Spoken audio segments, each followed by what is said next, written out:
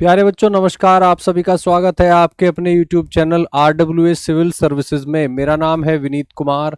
इस क्लास में हम पढ़ते हैं इंटरपर्सनल स्किल्स सीसेट पेपर के लिए, यूपीपीसीएस की प्रारंभिक परीक्षा के लिए।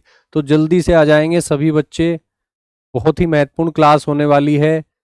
पूर्व वर्षों में पूछे गए प्रश्नों को हम हल करते हुए आ रहे हैं। 2 क्लासेस हो चुकी हैं, आज कुल मिलाकर इस श्रृंखला की तीसरी क्लास है। पहली क्लास में हमने सोल्व किए थे 2023 और 2022 के प्रश्न, उसके बाद हमने सोल्व किए 2021 और 2020 के प्रश्न, और आज की इस क्लास में यानी तीसरी क्लास में हम सोल्व करेंगे यूपीपीसीएस की प्रारंभिक परीक्षा में सामान्य अध्ययन पेपर 2 में यानी सीसेट के पेपर में पूछे जाने वाले प्रश्नों को हल करेंगे जो 2019 और 2018 में पूछे गए। और ये प्रश्न जो है किस टॉपिक से संबंधित है?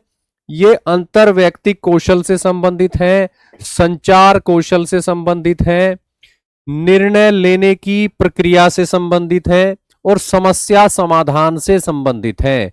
यानी कुल मिला के 4 टॉपिक जो है वो कवर करेंगे हम क्वेश्चनों के माध्यम से।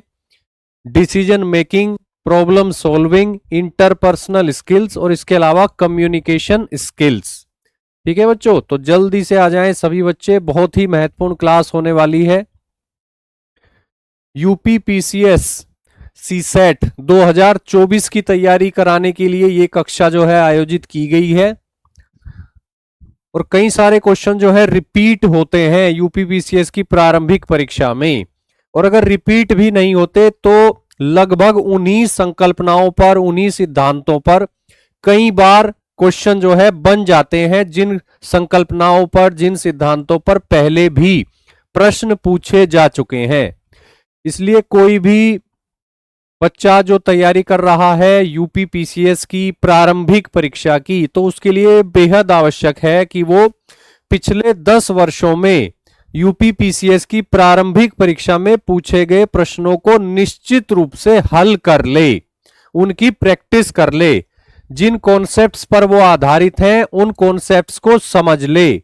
इससे जो है काफी बेनिफिट मिलता है एग्जाम में और आपकी प्रारंभिक परीक्षा जो है वो निश्चित रूप से पास हो जाती है, उसकी संभावना बहुत ज्यादा बढ़ जाती है कि आप जो है प्रारंभिक परीक्षा पास कर लोगे। ठीक है बच्चों, तो जल्दी से आ जाएंगे सभी बच्चे। अंतरव्यक्ति कौशल, इंटरपर्सनल स्किल्स, इसके अलावा संचार कौशल, कम्युनिकेशन स्किल, इसके अलावा निर्णयन प्रक्रिया, डिसीजन मेकिंग, समस्या समाधान यानी कि प्रॉब्लम सॉल्विंग, इनसे जुड़े हुए प्रश्न हम सॉल्व करेंगे जो पूछे जा चुके हैं 2019 में और 2018 में यूपीपीसीएस की प्रारंभिक परीक्षा में सामान्य अध्ययन पेपर 2 में यानी सीसेट के पेपर में। क्लियर है बच्चों यहां पे? चलिए स्टार्ट करते हैं आज की क्लास। और पहला प्रश्न जो है वो आपके सामने है। पहले हम 2019 में पूछे गए प्रश्न करेंगे, उसके बाद हम 2018 में पूछे गए प्रश्नों को हल करेंगे। तो 2019 का पहला प्रश्न जो है आपके सामने है। सभी बच्चे इसको ध्यान से पढ़ेंगे और इसका उत्तर देने की कोशिश करेंगे।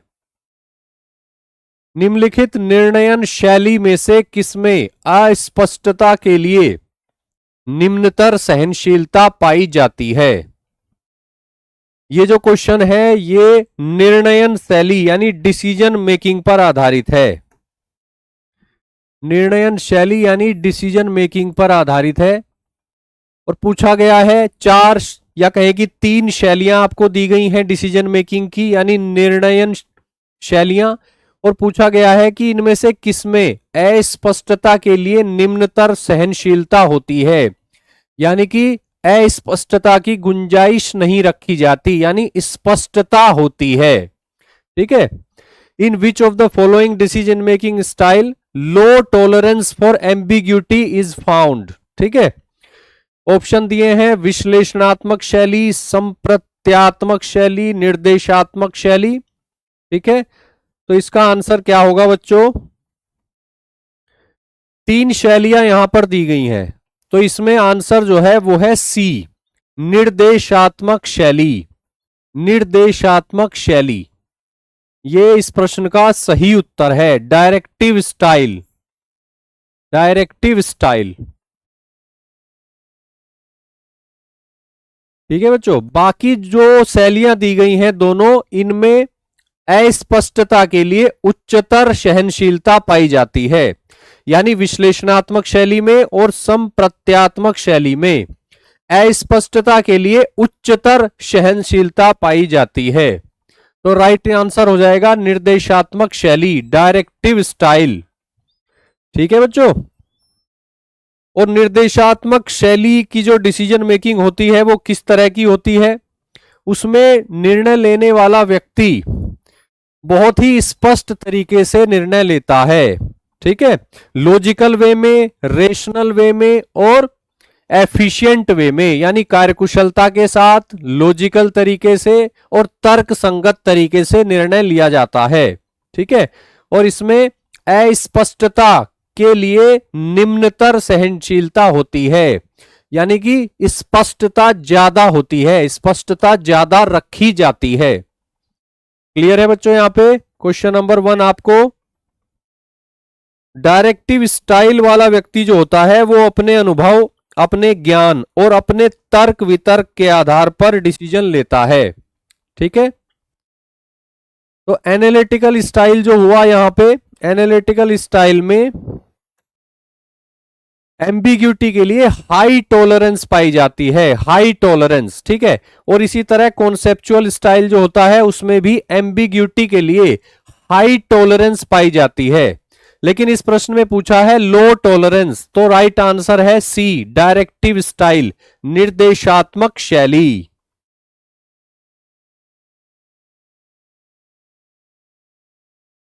अगला प्रश्न देखते हैं।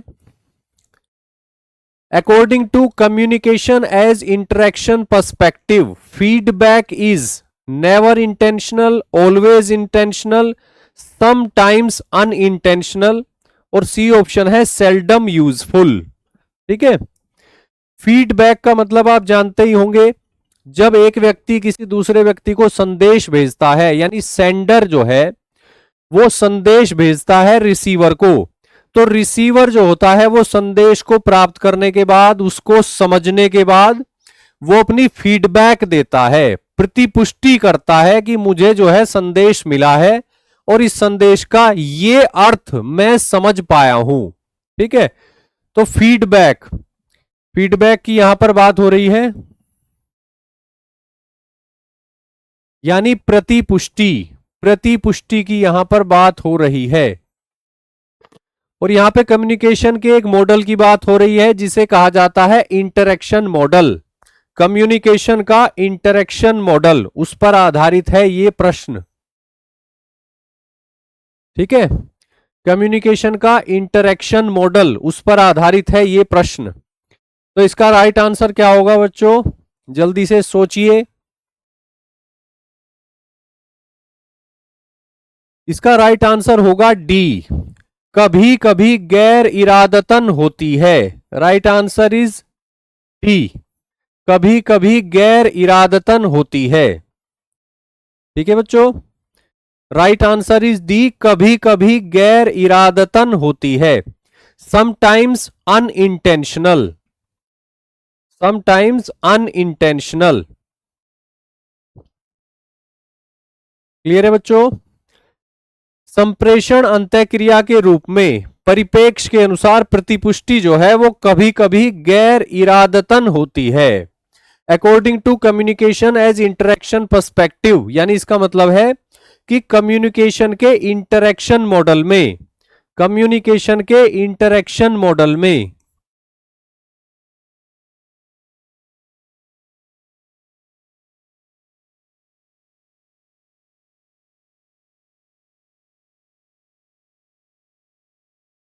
कम्युनिकेशन के इंटरेक्शन मॉडल में फीडबैक जो है वो कैसी होती है?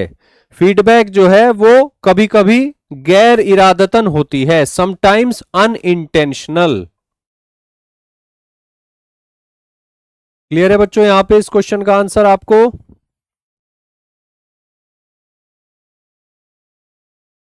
अगला प्रश्न देखते हैं। जटिल समस्याओं की स्थिति में समूह निष्पादन उच्चतर होता है।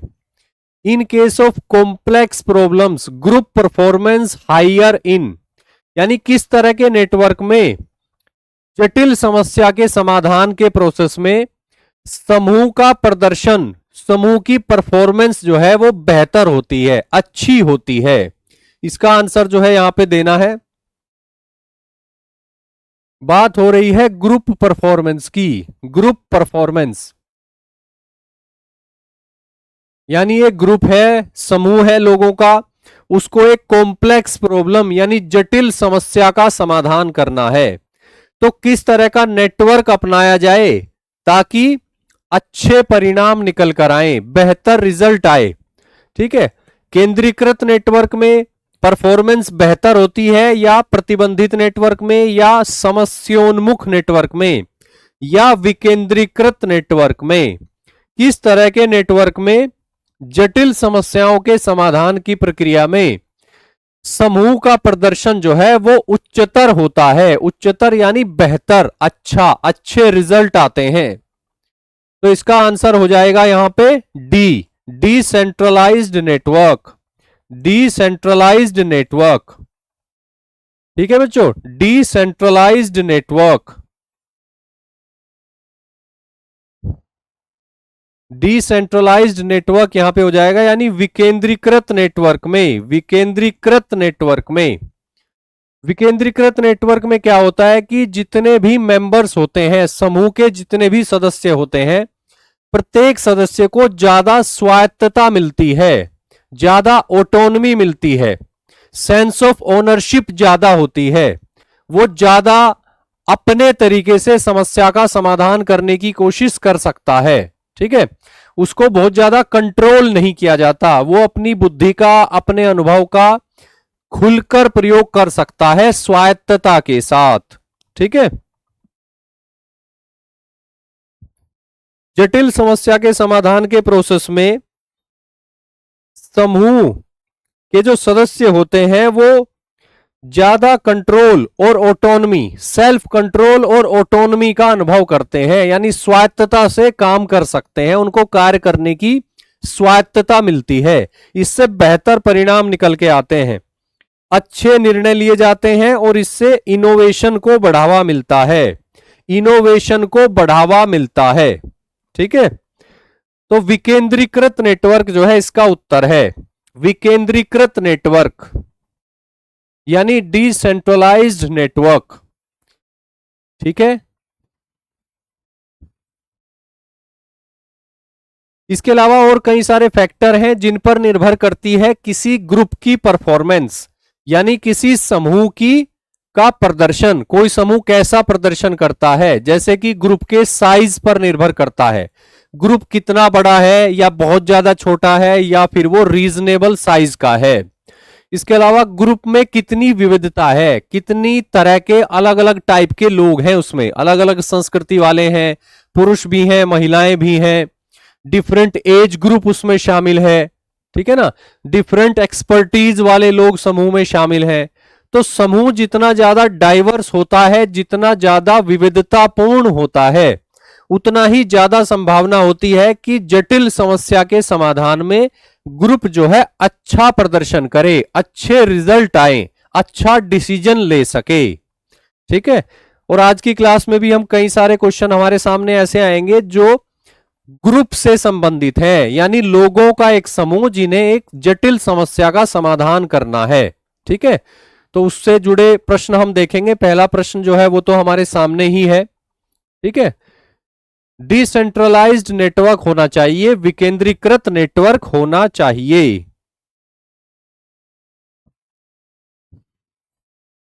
अगला प्रश्न देखते हैं,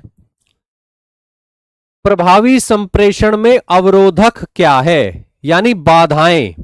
चार विकल्प आपके सामने दिए गए हैं, कौन से विकल्प में दी गई बातें जो है वो ऐसी हैं जो प्रभावी संप्रेषण यानी इफेक्टिव कम्युनिकेशन में बाधा है? ठीक है, प्रभावी संप्रेषण में बाधा है।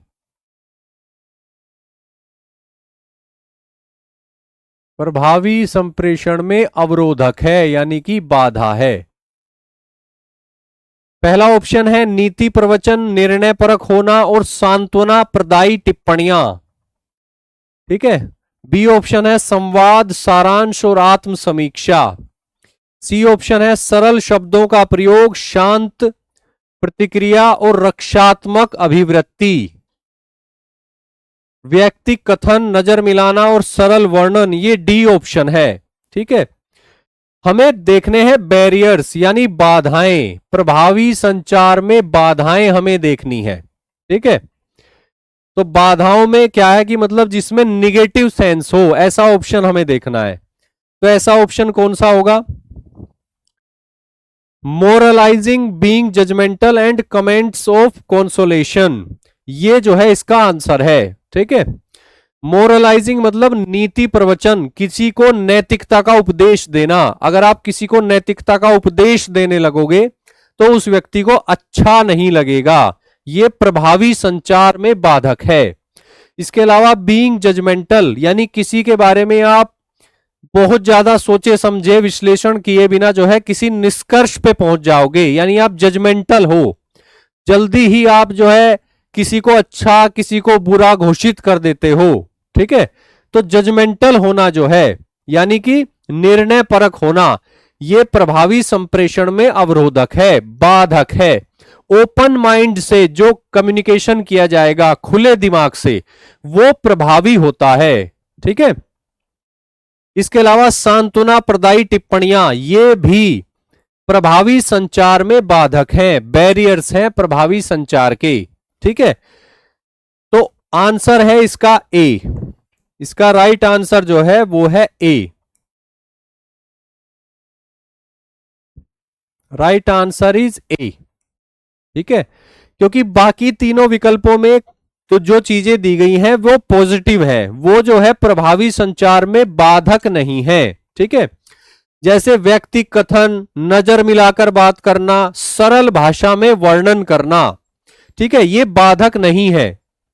सरल शब्दों का प्रयोग, ये बाधक नहीं है। शांत प्रतिक्रिया, रक्षात्मक अभिवृत्ति, संवाद, सारांश और आत्म समीक्षा, ये जितने भी पॉइंट हैं इनमें से कोई भी पॉइंट जो है वो प्रभावी संचार में बाधक नहीं है। ठीक है। प्रभावी संप्रेषण में अवरोधक नहीं है। क्लियर है बच्चों? तो राइट आंसर इज ए। नीति प्रवचन, निर्णय परक होना और सांत्वना प्रदायी टिप्पणियां करना, यह प्रभावी संचार में अवरोधक हैं, बाधाएं हैं। अगला प्रश्न जो है आपके सामने है, एक ऐसा सामूहिक प्रयास जो वैकल्पिक विचार उत्पन्न कर एक प्रबंधक को समस्या का समाधान करने में सहायता करता है, उसको क्या कहते हैं? एक ग्रुप एफर्ट, यहां भी ग्रुप की बात हो रही है। ग्रुप एफर्ट, एक ग्रुप एफर्ट यानी लोगों का एक समूह है, उनका एक प्रयास है। ठीक है। ऑफ जेनरेटिंग ऑल्टरनेटिव आइडियाज, ठीक है, वैकल्पिक विचार उत्पन्न करने हैं। वैकल्पिक विचार जो है वो उत्पन्न करने हैं, यानी कोई समस्या है उसका समाधान करना है वैकल्पिक तरीके से। ठीक है। तो इसकी कौन सी टेक्निक होगी वो आंसर देना है। ठीक है। ब्रेन स्टॉर्मिंग जो है इसका आंसर है, ब्रेन स्टॉर्मिंग, यानी कि कई सारे लोग जो है वो समूह में इकट्ठा हुए और उन्होंने जो है प्रॉपर डिस्कशन किया, डिबेट किया, ब्रेन स्टॉर्म किया। ठीक है। बुद्धियोत्तेजक इसको बोला जाएगा हिंदी में, बुद्धियोत्तेजक। तो यहां पे जिस टेक्निक की बात हो रही है, जिस प्रयास की बात हो रही है, वो है ब्रेन स्टॉर्मिंग, ब्रेन स्टॉर्मिंग। ठीक है। ब्रेन स्टॉर्मिंग एक ऐसा सामूहिक प्रयास जो वैकल्पिक विचार उत्पन्न कर एक प्रबंधक को समस्या का समाधान करने में सहायता करता है, उसे कहते हैं बुद्धियोत्तेजक यानी ब्रेन स्टॉर्मिंग, ब्रेन स्टॉर्मिंग। ठीक है बच्चों। और भी कई तरीके हैं प्रॉब्लम को सोल्व करने के। ब्रेन स्टॉर्मिंग के अलावा ब्रेन राइटिंग है, माइंड मैपिंग है, स्टोरी बोर्डिंग है, रिवर्स ब्रेन स्टॉर्मिंग भी है, इसके अलावा रोल प्ले है, बहुत सारे तरीके हैं। लेकिन इस प्रश्न का राइट आंसर जो है वो है डी, ब्रेन स्टॉर्मिंग। ठीक है बच्चों। अगला प्रश्न जो है आपके सामने है, जन प्रवाह ग्रेप वाइन की निम्नलिखित में से कौन सी विशेषता नहीं है? ग्रेप वाइन की कौन सी विशेषता नहीं है? और ग्रेप वाइन यानी जन प्रवाह क्या होता है? किसी संस्था के अंदर, किसी ऑर्गेनाइजेशन के अंदर अनौपचारिक संचार, अनौपचारिक संचार, ठीक है ना, अनौपचारिक संचार किसी संस्था के अंदर जो होता है उसे कहा जाता है जन प्रवाह, ग्रेप वाइन। ठीक है, ये इनफॉर्मल होता है और अनऑफिशियल होता है, यानी गैर आधिकारिक और अनौपचारिक। गैर आधिकारिक और अनौपचारिक संचार जो होता है किसी भी संस्था में, वो होता है ग्रेप वाइन यानी जन प्रवाह। जैसे कि अफवाहें फैलना, अफवाहें फैलना, किसी संस्था में अफवाहें फैलना। ठीक है, तो जन प्रवाह की निम्नलिखित में से कौन सी विशेषता नहीं है? कौन सी विशेषता नहीं है बताना है। ठीक है, तो कोशिश कीजिए इसका उत्तर देने की। जन प्रवाह जो है इसमें किसी भी दिशा में जाने की छूट होती है। ठीक है, ये तो बिल्कुल बात सही है। अगर किसी संस्था में कोई अफवाह फैल रही है तो वो तो किसी भी दिशा में जा सकती है। ठीक है, यह समूह सदस्यों की सामाजिक आवश्यकताओं को संतुष्ट करने को उद्यत होता है, यह भी सही है। ठीक है, यह प्रबंधन द्वारा नियंत्रित होता है। डी ऑप्शन क्या है? यह इसमें शामिल लोगों के स्वहितों को पूरा करने के लिए व्यापक रूप से प्रयुक्त होता है। ठीक है, देखिए अफवाह में तो एक निगेटिव सेंस भी है, ठीक है, लेकिन ग्रेप वाइन जो है ना वो कई तरह का होता है, कई तरह का होता है, और उसमें जो है ये सभी चीजें उससे जुड़ी हुई हैं, सिर्फ सी ऑप्शन को छोड़कर, सी ऑप्शन को छोड़कर। ठीक है, तो जन प्रवाह की विशेषता नहीं है, वो उसका आंसर है C. Right answer is C, it is controlled by management. क्योंकि मैंने आपको बताया है कि जन प्रवाह जो है ना वो अनऑफिशियल होता है, अनऑफिशियल, गैर आधिकारिक। अगर अनऑफिशियल है और गैर आधिकारिक है तो फिर वो प्रबंधन द्वारा नियंत्रित नहीं हो सकता। ठीक है, प्रबंधन जिसको नियंत्रित करे वो तो ऑफिशियल हो जाएगा, यानी आधिकारिक हो जाएगा। किसी भी संस्था का प्रबंधन जो है वो जन प्रवाह यानी ग्रेप वाइन को कंट्रोल नहीं करता, क्योंकि जन प्रवाह यानी ग्रेप वाइन जो है वो होता है अनऑफिशियल। ठीक है, गैर आधिकारिक, या कह सकते हैं कि अनौपचारिक, इनफॉर्मल। क्लियर है बच्चों?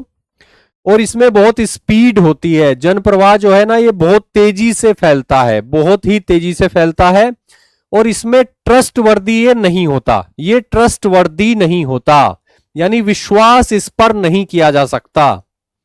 ठीक है, इसको वेरिफिकेशन की आवश्यकता होती है।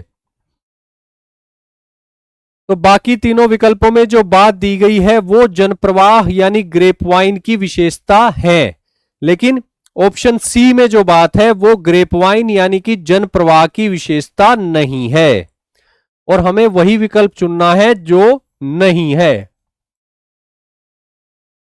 क्लियर है बच्चों यहां पे? चलिए, वेरी गुड। अगला क्वेश्चन जो है आपके सामने है, the context of face to face communication is, आमने सामने के संप्रेषण का संदर्भ होता है। बताइए कैसा संदर्भ होता है? दो व्यक्ति हैं, उनके बीच में फेस टू फेस कम्युनिकेशन हो रहा है, फेस टू फेस कम्युनिकेशन हो रहा है, तो संदर्भ कैसा होगा? आद्य रूपक होगा, समकालिक होगा, अतुल्यकालिक होगा, या फिर समकालिक और अतुल्यकालिक दोनों ही होगा?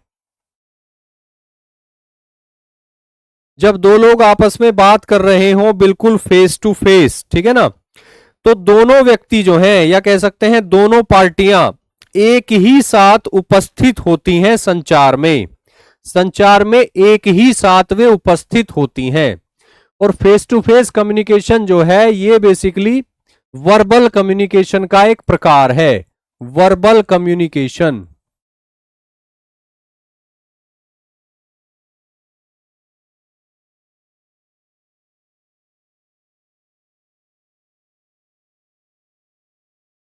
यानी शाब्दिक संप्रेषण का एक प्रकार है face to face communication. Face to face communication में दोनों पार्टियां यानी सेंडर भी और रिसीवर भी दोनों ही सेम टाइम पर प्रेजेंट रहते हैं, उपस्थित रहते हैं संचार में। तो इसका आंसर हो जाएगा समकालिक। समकालिक, राइट आंसर इज समकालिक। समकालिक इज द राइट आंसर, यानी synchronous.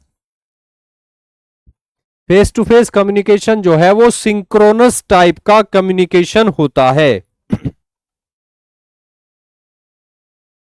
Face to face communication जो होता है इसमें ज्यादा फीडबैक मिलती है, ये ज्यादा विश्वसनीय होता है, ये ज्यादा ट्रस्टवर्दी होता है, ज्यादा क्रेडिबल होता है।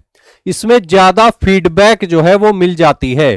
ठीक है, सामने वाले को कन्विंस किया जा सकता है, आप अपनी बात रखकर सामने वाले को प्रभावी तरीके से कन्विंस कर सकते हैं।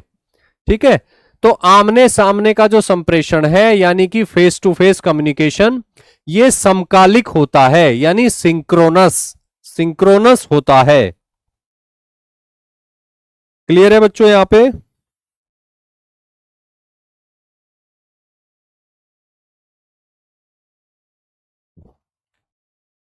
अगला प्रश्न जो है उसको देख लेते हैं। किसी समूह या संगठन में संप्रेषण के प्रमुख प्रकारों के बारे में निम्नलिखित कथनों पर विचार कीजिए। 4 कथन हैं, चारों पर विचार करना है और उसके बाद जो है सही उत्तर चुनना है। ठीक है, सही उत्तर चुनना है मतलब सही कथन चुनना है। कौन कौन से कथन जो है सही है ये चुनना है। यह सदस्यों के व्यवहार को नियंत्रित करता है। ठीक है, किसी समूह या संगठन में जो कम्युनिकेशन होता है वो सदस्यों के व्यवहार को नियंत्रित करता है, बात बिल्कुल सही है। किसी समूह के सदस्यों के बीच में जो संचार हो रहा है वो समूह के सदस्यों के व्यवहार को नियंत्रित करता है, यह अभिप्रेरणा को बढ़ावा देता है यानी मोटिवेशन को बढ़ाता है, यह भी सही है। ठीक है, यह भावनाओं को संवेगात्मक अभिव्यक्ति का अवसर प्रदान करता है, फीलिंग्स जो है उनका इमोशनल एक्सप्रेशन हो पाता है इसके माध्यम से। यह निर्णय लेने को सहज बनाता है, यह भी सही है।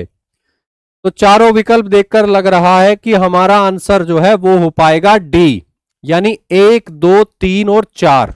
ठीक है, इसी प्रश्न को एक बार इंग्लिश में देख लेते हैं। ठीक है, उसके बाद हमारा आंसर जो है वो कंफर्म हो जाएगा। Consider the following statements regarding major functions of communication within a group और ऑर्गेनाइजेशन। किसी ऑर्गेनाइजेशन में और किसी समूह में कम्युनिकेशन के संबंध में 4 स्टेटमेंट दिए गए हैं, कौन सा या कौन से स्टेटमेंट सही है ये जानना है। ठीक है, it acts to control member behaviour, बिल्कुल मेंबर का बिहेवियर कंट्रोल करने के लिए कम्युनिकेशन किया जाता है।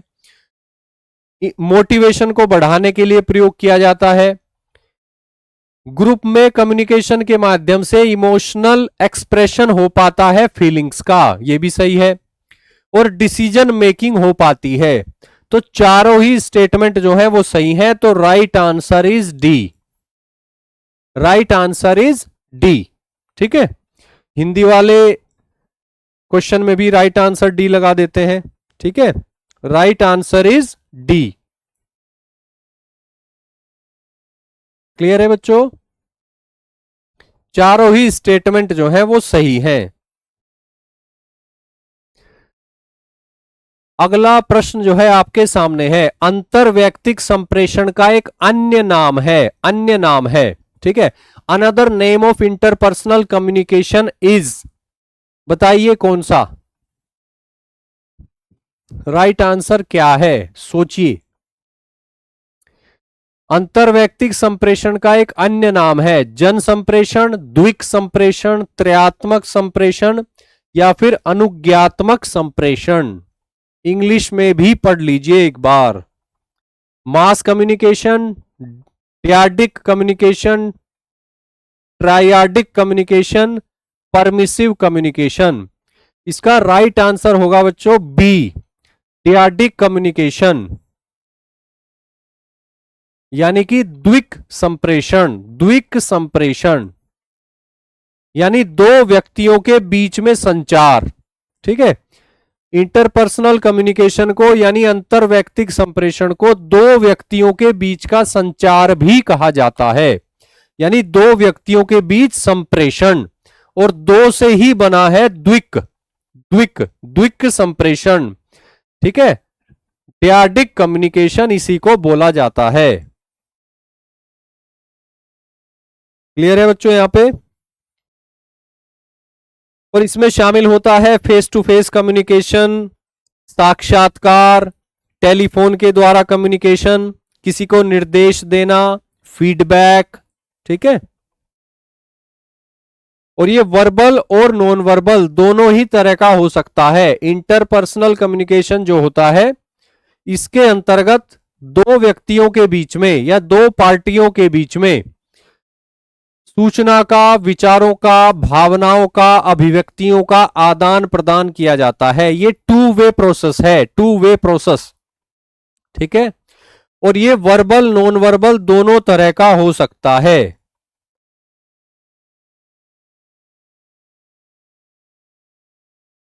वर्बल भी हो सकता है और ये नॉन वर्बल भी हो सकता है। क्लियर है बच्चों?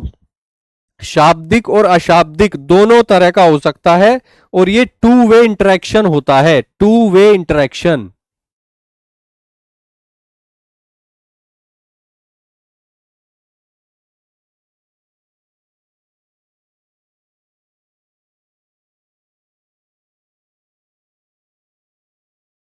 टू वे इंटरेक्शन होता है। क्लियर है बच्चों? चलिए आगे बढ़ते हैं, अगला प्रश्न देखते हैं। अंतर्व्यक्ति संप्रेषण में स्रोत प्राप्तकर्ता के प्रकार निभाए जाते हैं।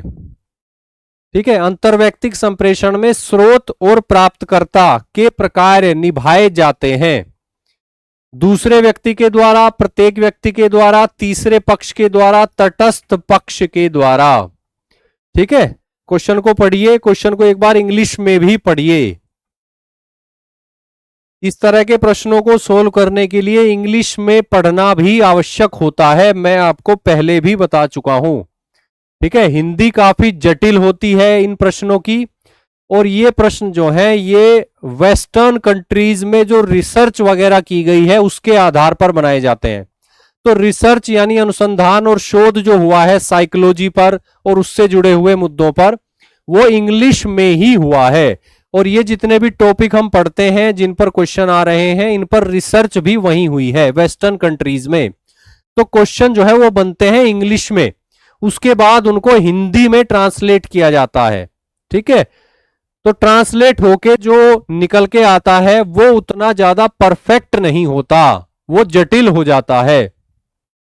इसलिए थोड़ा इंग्लिश आपको आनी चाहिए, बेसिक इंग्लिश पर ही आधारित है ये प्रश्न, और इनके उत्तर जो है दिए जा सकते हैं, बशर्ते कि आप इंग्लिश का वर्जन भी पढ़ो और उसकी कुछ सेंस निकालने की कोशिश करो।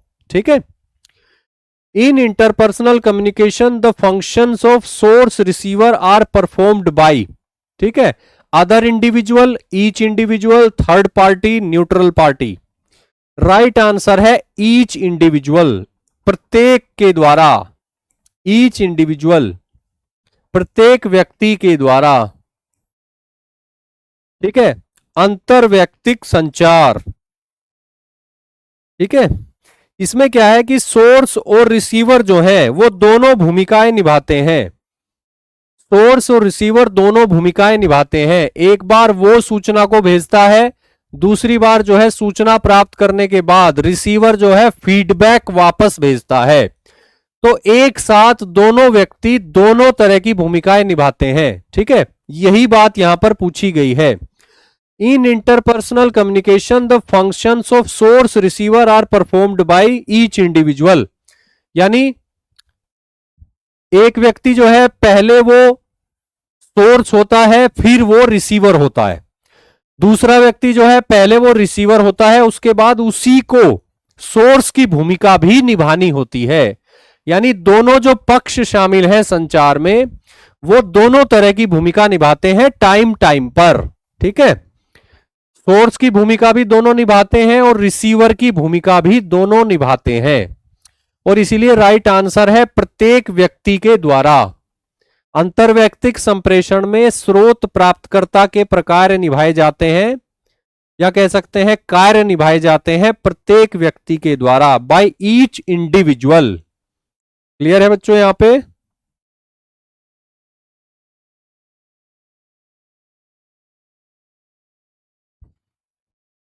अगला प्रश्न जो है आपके सामने है, which term is used for communication through colours. रंगों के माध्यम से, रंगों के माध्यम से संचार जब किया जाता है तो उसको क्या कहा जाता है? ठीक है, रंगों से संप्रेषण या कह सकते हैं रंगों से संचार के लिए किस शब्द का प्रयोग किया जाता है? ठीक है, और यहां पे ये जो क्वेश्चन है इसका आंसर आपको मिल रहा है हिंदी वाले को पढ़कर ही। ठीक है, रंग विद्या। हालांकि यहां भी कंफ्यूजन हो सकता है रंग विद्या और रंग विज्ञान में। ठीक है, तो राइट आंसर जो है इसका बच्चों वो आपको याद ही करना पड़ेगा, वो है रंग विद्या। ठीक है, रंग विद्या यानी कि क्रोमेटिक, इंग्लिश में इसको जरूर याद कीजिएगा, क्रोमेटिक। रंगों के द्वारा संचार यानी संप्रेषण यानी कम्युनिकेशन के अध्ययन को कहा जाता है क्रोमेटिक, क्रोमेटिक कहा जाता है। ठीक है, और रंगों के द्वारा संचार का मतलब आप समझिए, जैसे कि लाल रंग, रेड कलर, रेड कलर का क्या मतलब होता है? खतरा, डेंजर। ठीक है ना, लाल कलर का आमतौर पर मतलब क्या होता है? खतरा यानी डेंजर। जैसे कि रेड लाइट लगाई जाती है, कहां पर? रेड लाइट लगाई जाती हैं सड़कों पर। ठीक है, इसके अलावा ग्रीन, ग्रीन कलर का क्या मतलब होता है? कि आगे बढ़िए, गो अहेड, आपको अनुमति है ना। तो जैसे कोई नई ट्रेन शुरू होती है तो उसको हरी झंडी दिखाई जाती है, हरी झंडी का मतलब होता है जाइए। ठीक है, इसी तरह सड़क पर जब ग्रीन कलर की लाइट ऑन हो जाती है तो उसका मतलब होता है कि आप लोग जाइए, अब निकलिए, चलिए। ठीक है, तो कलर के द्वारा जो है संदेश भी भेजा जा सकता है, किसी के व्यवहार को प्रभावित भी किया जा सकता है और भावनाओं को भी उभारा जा सकता है, भावनाओं को भी उभारा जा सकता है। ठीक है, तो कलर का बहुत ही महत्व है। ठीक है, जैसे रेड कलर जो है वो प्रतीक होता है गुस्से का और खतरे का। ठीक है, ग्रीन कलर जो है, ग्रीन कलर जो है वो प्रतीक होता है शांति का और समृद्धि का। ब्लू कलर यानी नीला रंग प्रतीक होता है विश्वास का और लॉयल्टी का। सफेद रंग जो है वो स्वच्छता का और प्योरिटी का प्रतीक होता है। और ब्लैक कलर जो है वो होता है किसका प्रतीक? विरोध प्रदर्शन के लिए ब्लैक कलर प्रयोग किया जाता है। प्रोटेस्टर्स जो होते हैं वो अक्सर ब्लैक कलर का प्रयोग करते हैं। तो कलर के माध्यम से यानी रंगों के माध्यम से संप्रेषण जो होता है उसको स्टडी किया जाता है क्रोमेटिक के अंतर्गत। ठीक है, chromatic. Right answer is A. Clear है बच्चों? चलिए अगला प्रश्न जो है आपके सामने है, दूसरों के साथ प्रभावी संप्रेषण करने की किसी व्यक्ति की क्षमता कहलाती है। दूसरों के साथ प्रभावी संप्रेषण करने की किसी व्यक्ति की क्षमता क्या कहलाती है? इसको कहा जाता है अंतरवैयक्तिक दक्षता, अंतरवैयक्तिक दक्षता। Right answer is C. Clear है बच्चों? सही उत्तर है सी। दूसरों के साथ प्रभावी संप्रेषण करने की किसी व्यक्ति की क्षमता कहलाती है अंतरवैयक्तिक दक्षता, interpersonal competence.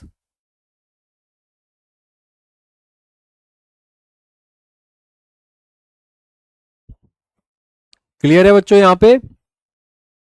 An individual's ability to communicate effectively with others is called interpersonal competence. ठीक है, अंतरवैयक्तिक दक्षता। कह नहीं देते किसी को कि फलाना व्यक्ति जो है वो तो दक्ष है, इस कार्य में माहिर है, इस कार्य में वो दक्ष है। ठीक है, तो दक्ष से बना है दक्षता। ठीक है, तो जो व्यक्ति प्रभावी संप्रेषण करने की क्षमता रखता है, यानी प्रभावी संप्रेषण में माहिर है, उसकी ये क्षमता जो है ये कहलाती है अंतरवैयक्तिक दक्षता। और ये जो दक्षता होती है ये जन्मजात भी होती है और इसको सीखा भी जाता है, दोनों ही बातें हैं। इंटरपर्सनल कम्युनिकेशन में जो दक्षता होती है वो दो चीजों पर निर्भर करती है। एक तो है कि आपके अंदर ये योग्यता जो है जन्म से ही है, और दूसरा यह है कि आपने इसको निखारा भी है, आपने पढ़ा है, समझा है, प्रैक्टिस करी है, औपचारिक रूप से या अनौपचारिक रूप से, लेकिन आपने जो है इसको निखारा है। तो दोनों ही बातें इसमें शामिल होती हैं। क्लियर है बच्चों? तो अगला प्रश्न जो है आपके सामने है,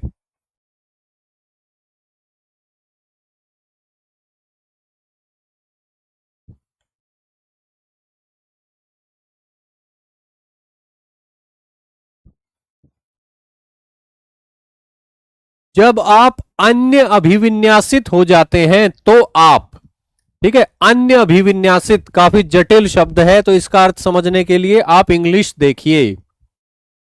when you become other oriented, देखिए दो तरह के लोग होते हैं, एक होते हैं सेल्फ ओरिएंटेड और एक होते हैं अदर ओरिएंटेड। सेल्फ ओरिएंटेड और अदर ओरिएंटेड। ठीक है, सेल्फ ओरिएंटेड मतलब जब व्यक्ति सिर्फ और सिर्फ अपने बारे में ही सोचता है, और अदर ओरिएंटेड का मतलब यह है कि पहले दूसरों के बारे में सोचता है फिर अपने बारे में सोचता है। ठीक है, अपने बारे में भी सोचता है ऐसा नहीं है, लेकिन दूसरों को प्राथमिकता देता है, दूसरों के बारे में ज्यादा सोचता है। ठीक है, तो जब आप अन्य अभिविन्यासित हो जाते हैं तो आप क्या करते हैं, कैसे हो जाते हैं, इस तरह के चार विकल्प हैं, एक विकल्प चुनना है। ठीक है, when you become other oriented, तो फिर आप कैसे हो जाते हैं, क्या करते हैं, इसके आधार पर जो है सही विकल्प चुनना है। ठीक है, जब आप अदर ओरिएंटेड हो जाते हैं तो आप अपनी सत्यनिष्ठा को बनाए रखते हुए अन्य लोगों की आवश्यकताओं, प्रेरणाओं, इच्छाओं के बारे में विचार व्यक्त करते हैं। ठीक है, जब आप अदर ओरिएंटेड हो जाते हैं तब आप दूसरों की जरूरतें, दूसरों के मोटिव, दूसरों की इच्छाओं को समझते हैं, विचार करते हैं उस पर, लेकिन साथ साथ अपनी सत्यनिष्ठा को भी बनाकर रखते हैं। ठीक है, बाकी विकल्प अगर आप पढ़ते हो तो राइट आंसर जो है वो ए ही आने वाला है, ए। ठीक है, तो चारों विकल्प आप पढ़िए, राइट आंसर जो है इसका है ए। ठीक है, मान लेते हैं कि अन्य व्यक्ति सदैव सही है, ऐसा कुछ भी नहीं माना जाता। ठीक है, अन्य व्यक्तियों के साथ अपने संबंध में एक विनम्र स्थिति बना लेते हैं, यह भी गलत विकल्प है। ठीक है, सबमिसिव पोजीशन नहीं बनाई जाती, अपनी पोजीशन बना के रखी जाती है, अपनी सेल्फ एस्टीम, अपनी डिग्निटी बना के रखी जाती है। उसके बाद यह भी ध्यान में रखा जाता है कि दूसरे क्या सोच रहे हैं। ठीक है,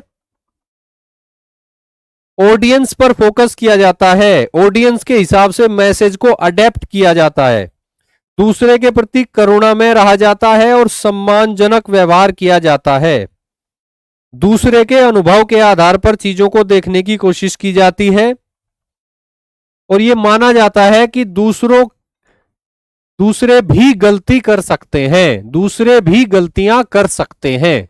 ठीक है, तो कुल मिला के अदर ओरिएंटेड होने का मतलब है कि आप जो है दूसरों की नीड्स, दूसरों के मोटिव और दूसरों की डिजायर्स को कंसीडर करते हैं, उनको नेग्लेक्ट नहीं करते, उनको कंसीडर करते हैं, और अपनी इंटीग्रिटी भी मेंटेन रखते हैं, अपनी सत्यनिष्ठा को भी मेंटेन रखते हैं, बरकरार रखते हैं।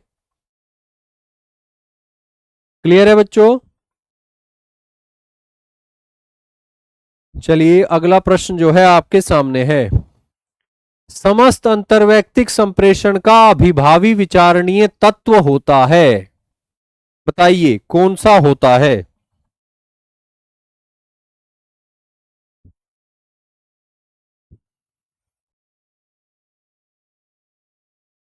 समस्त अंतर्वैयक्तिक संप्रेषण का अभिभावी विचारणीय तत्व होता है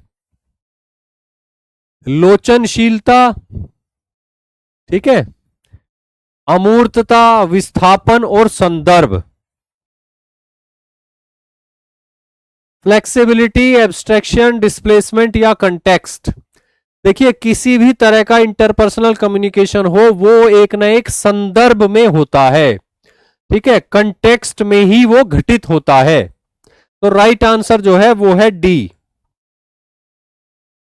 राइट आंसर इज डी, यानी संदर्भ। संदर्भ संदर्भ जो है बहुत महत्वपूर्ण होता है किसी भी किस्म के अंतरवैयक्तिक संचार में, अंतरवैयक्तिक संप्रेषण में, ठीक है। संदर्भ के माध्यम से सब कुछ डिसाइड होता है। एक मैसेज जो है आप देना चाहते हो, अलग अलग संदर्भ में उसका अलग अलग मतलब हो सकता है। जो रिसीवर है वो उसको अलग अलग संदर्भ में अलग अलग तरीके से इंटरप्रेट कर सकता है, अंडरस्टैंड कर सकता है, और उसके आधार पर ही उसका रेस्पॉन्स भी अलग अलग हो सकता है, उसकी फीडबैक भी अलग अलग हो सकती है, ठीक है। तो यहां पे महत्वपूर्ण बात यह है कि संदर्भ बहुत महत्वपूर्ण है। और संदर्भ में आते हैं कि आप किस टाइम जो है कम्युनिकेशन कर रहे हो, किस जगह कम्युनिकेशन कर रहे हो, किन व्यक्तियों के साथ कम्युनिकेशन कर रहे हो, किस संस्कृति के व्यक्ति के साथ कम्युनिकेशन कर रहे हो। जेंडर भी महत्वपूर्ण है, व्यक्तिगत हित भी महत्वपूर्ण है, ठीक है। तो संदर्भ के हिसाब से मैसेज को एडजस्ट करना होता है। संदर्भ बहुत महत्वपूर्ण है, ओवरराइडिंग एलिमेंट है, ठीक है ना। ऑल इंटरपर्सनल कम्युनिकेशन, सभी तरह के इंटरपर्सनल कम्युनिकेशन में ओवरराइडिंग एलिमेंट ऑफ कंसिडरेशन है कंटेक्स्ट, यानी कि संदर्भ। क्लियर है बच्चों।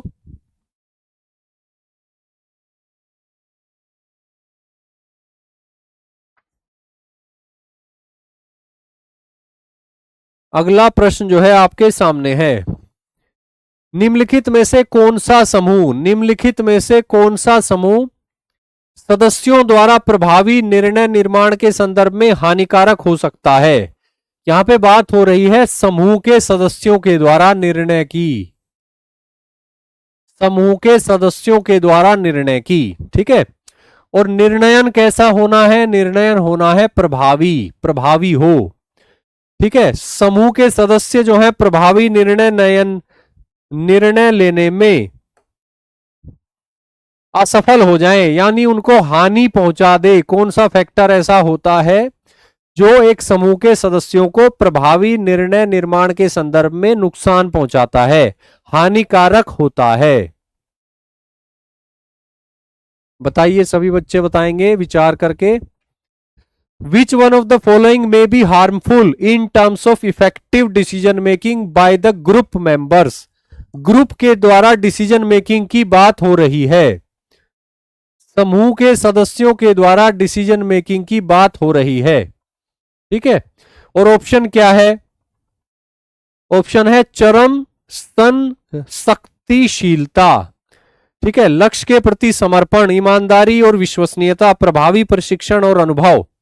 देखिए अगर आप यहां पे हिंदी में पढ़ रहे हैं विकल्प, तो विकल्प बी, विकल्प सी और विकल्प डी का मतलब आप क्लियरली समझ सकते हैं, ठीक है। और ये जो है प्रभावी निर्णय निर्माण के लिए हानिकारक नहीं है। लक्ष्य के प्रति समर्पण तो हानिकारक नहीं हो सकता, ईमानदारी और विश्वसनीयता भी हानिकारक नहीं है, प्रभावी प्रशिक्षण और अनुभव भी हानिकारक नहीं है। तो ऑप्शन बचा कौन सा, ऑप्शन बचा ए। तो ए ही यहां पे आंसर होगा, यानी ए विकल्प में जो बात कही गई है वो किसी समूह के द्वारा डिसीजन मेकिंग के प्रोसेस में हानिकारक है, नुकसानदायक है, ठीक है। यानी चरम शक्तिशीलता, या कह सकते हैं एक्सट्रीम कोहेसिवनेस। अब बात यह है कि कोहेसिवनेस क्या होता है। कोहेसिवनेस होता है एक ही तरह के विचारों वाले लोग, ठीक है, जिनमें बहुत ज्यादा विविधता ना हो। ठीक है, एक ही तरह के लोग, जैसे मानिए कि जेंडर के आधार पर ग्रुप में विविधता नहीं है, यानी या तो सभी पुरुष हैं या तो सभी महिलाएं हैं। ठीक है, इसके अलावा आयु वर्ग को लेकर हो सकती है कोहेसिवनेस, जैसे कि सभी जो है वो सीनियर सिटीजन है, कोई भी टीनेजर नहीं है, या सभी टीनेजर हैं, कोई भी सीनियर सिटीजन या एडल्ट व्यक्ति नहीं है। ठीक है, तो कुल मिला के एक्सट्रीम कोहेसिवनेस अगर किसी ग्रुप में है, समूह में है, तो ग्रुप डिसीजन मेकिंग के लिए यह हानिकारक है, नुकसानदायक है। मैं पहले भी आपको बता चुका हूं कि ग्रुप डिसीजन मेकिंग में वे ग्रुप अच्छा निर्णय लेते हैं जो ग्रुप डाइवर्स होते हैं, विविधता से भरे हुए होते हैं। क्लियर है बच्चों? जिस समूह में, जिस ग्रुप में जितनी विविधता होगी वो उतना ही बेहतर निर्णय लेता है, ऐसा जो है अनुसंधान शोध में पाया गया है। क्लियर है बच्चों?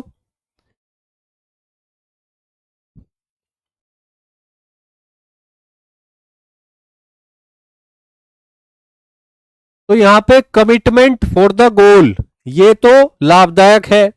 ऑनेस्टी एंड क्रेडिबिलिटी, ये भी लाभदायक है। इसके अलावा इफेक्टिव ट्रेनिंग एंड एक्सपीरियंस, ये भी लाभदायक है। एक्सट्रीम कोहेसिवनेस जो है ये नुकसानदायक है, हानिकारक है। किसी भी ग्रुप को डाइवर्स होना चाहिए, विविधतापूर्ण होना चाहिए, उसमें एक ही तरह के लोग नहीं होने चाहिए। क्लियर है बच्चों?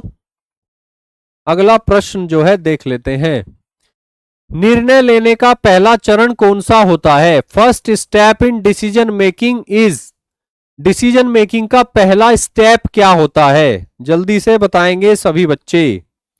बहुत ही आसान उत्तर इसका हो सकता है, कॉमन सेंस पर बेस्ड है, किसी डोमेन नॉलेज या किसी भी एक्सपीरियंस की आपको आवश्यकता नहीं है इस प्रश्न का सही उत्तर देने के लिए, सिर्फ अपनी कॉमन सेंस का प्रयोग करना है।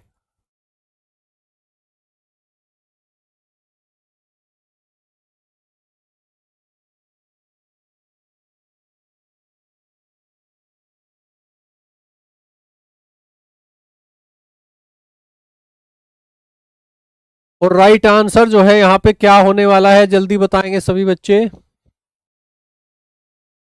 राइट आंसर होगा समस्या को पहचानना और परिभाषित करना। देखिए, निर्णय तो आप तभी लेंगे ना जब सबसे पहले निर्णय लेना किसका है उसे पहचाने और परिभाषित करें, यानी समस्या को पहचानना, परिभाषित करना। क्लियर है बच्चों? निर्णय लेने का पहला चरण है समस्या को पहचानना और परिभाषित करना, यानी कि first step in decision making is to identify and define the problem. ठीक है, पहला स्टेप हो गया identify and define the problem. दूसरा हो गया उस समस्या के बारे में सूचना को एकत्र करना। तीसरा हो गया विकल्पों की पहचान करना, क्या विकल्प हो सकते हैं, यानी क्या सॉल्यूशन हो सकते हैं। उसके बाद जितने भी विकल्प हैं उन सब पर विचार करना, सभी विकल्पों पर, या कह सकते हैं सभी पोटेंशियल सॉल्यूशंस पर विचार करना। उसके बाद सर्वोत्तम विकल्प का चयन करना, सर्वोत्तम विकल्प का चयन करना। उसके बाद जो है इस विकल्प को लागू करना, और उसके बाद क्या है, परिणाम का विश्लेषण करना, परिणाम का विश्लेषण करना। यानी निर्णय लेने का पहला चरण क्या है, समस्या को पहचानना और परिभाषित करना। उसके बाद दूसरा चरण क्या है, आवश्यक सूचना को एकत्र करना। तीसरा चरण क्या है, समस्या के जो समाधान हो सकते हैं उनको इकट्ठा करना, कई सारे सॉल्यूशन को इकट्ठा करना। ठीक है, उसके बाद सभी सॉल्यूशंस पर विचार करना, उनके प्रोज एंड कॉन्स को सोचना। उसके बाद जितने भी विकल्प हैं उनमें से सर्वोत्तम विकल्प का चयन करना। उसके बाद सर्वोत्तम विकल्प को लागू करना। उसके बाद सर्वोत्तम विकल्प को लागू होने के बाद जो रिजल्ट आए हैं उनको एनालिसिस करना। क्लियर है बच्चों? तो ये जो है ये सभी हो गए आपके स्टेप्स। चलिए अगला प्रश्न जो है आपके सामने है, संप्रेषण प्रतिभागियों का चयन किन कारकों द्वारा प्रभावित होता है? विच factors influence the choice of communication partners? हम किसके साथ कम्युनिकेट करेंगे, किसके साथ कम्युनिकेट नहीं करेंगे, यानी अपने कम्युनिकेशन के पार्टनर के रूप में हम किसको चुनते हैं, किसको पसंद करते हैं और किसको हम नहीं चुनते या किसको हम इग्नोर या नेग्लेक्ट करते हैं। यह प्रश्न इस बात पर आधारित है कौन से फैक्टर हैं जिनसे यह डिसाइड होता है कि हम किसको अपने कम्युनिकेशन पार्टनर के रूप में चुनेंगे। ठीक है, यानी संप्रेषण प्रतिभागियों का चयन किन कारकों द्वारा प्रभावित होता है, कौन से फैक्टर ऐसे हैं जिन पर निर्भर करता है कि हम अपने संप्रेषण प्रतिभागियों के रूप में किसका चयन करेंगे और किसको रिजेक्ट कर देंगे। ठीक है, और इसका राइट आंसर क्या होगा? इसका राइट आंसर होने वाला है ए। ए इसका राइट आंसर है, यानी प्रोक्सिमिटी, यूटिलिटी और लोनलीनेस। जो हमें लोनलीनेस का एहसास न कराए, यानी हमारी लोनलीनेस यानी अकेलेपन को दूर करे। ठीक है, जिसके साथ रहकर हमें अकेलेपन का एहसास ना हो उसको हम चुनेंगे। ठीक है, इसके अलावा यूटिलिटी, जो हमारे लिए लाभदायक हो, हमारे हितों की पूर्ति करता हो, उसको हम चुनेंगे। प्रोक्सिमिटी, जो हमारे नजदीक हो, शारीरिक रूप से या भौतिक रूप से जो हमारे नजदीक हो, हमारे आसपास हो, हम उसको चुनेंगे। ठीक है, तो ये फैक्टर हैं जिसके आधार पर जो है हमारी चॉइस जो है वो डिपेंड करती है इन फैक्टर्स पर। कैसी चॉइस? कम्युनिकेशन पार्टनर चुनने की चॉइस। ठीक है, प्रोक्सिमिटी, यूटिलिटी और लोनलीनेस, यानी कि सानिध्य, उपयोगिता और अकेलापन। क्लियर है बच्चों यहां पे आपको?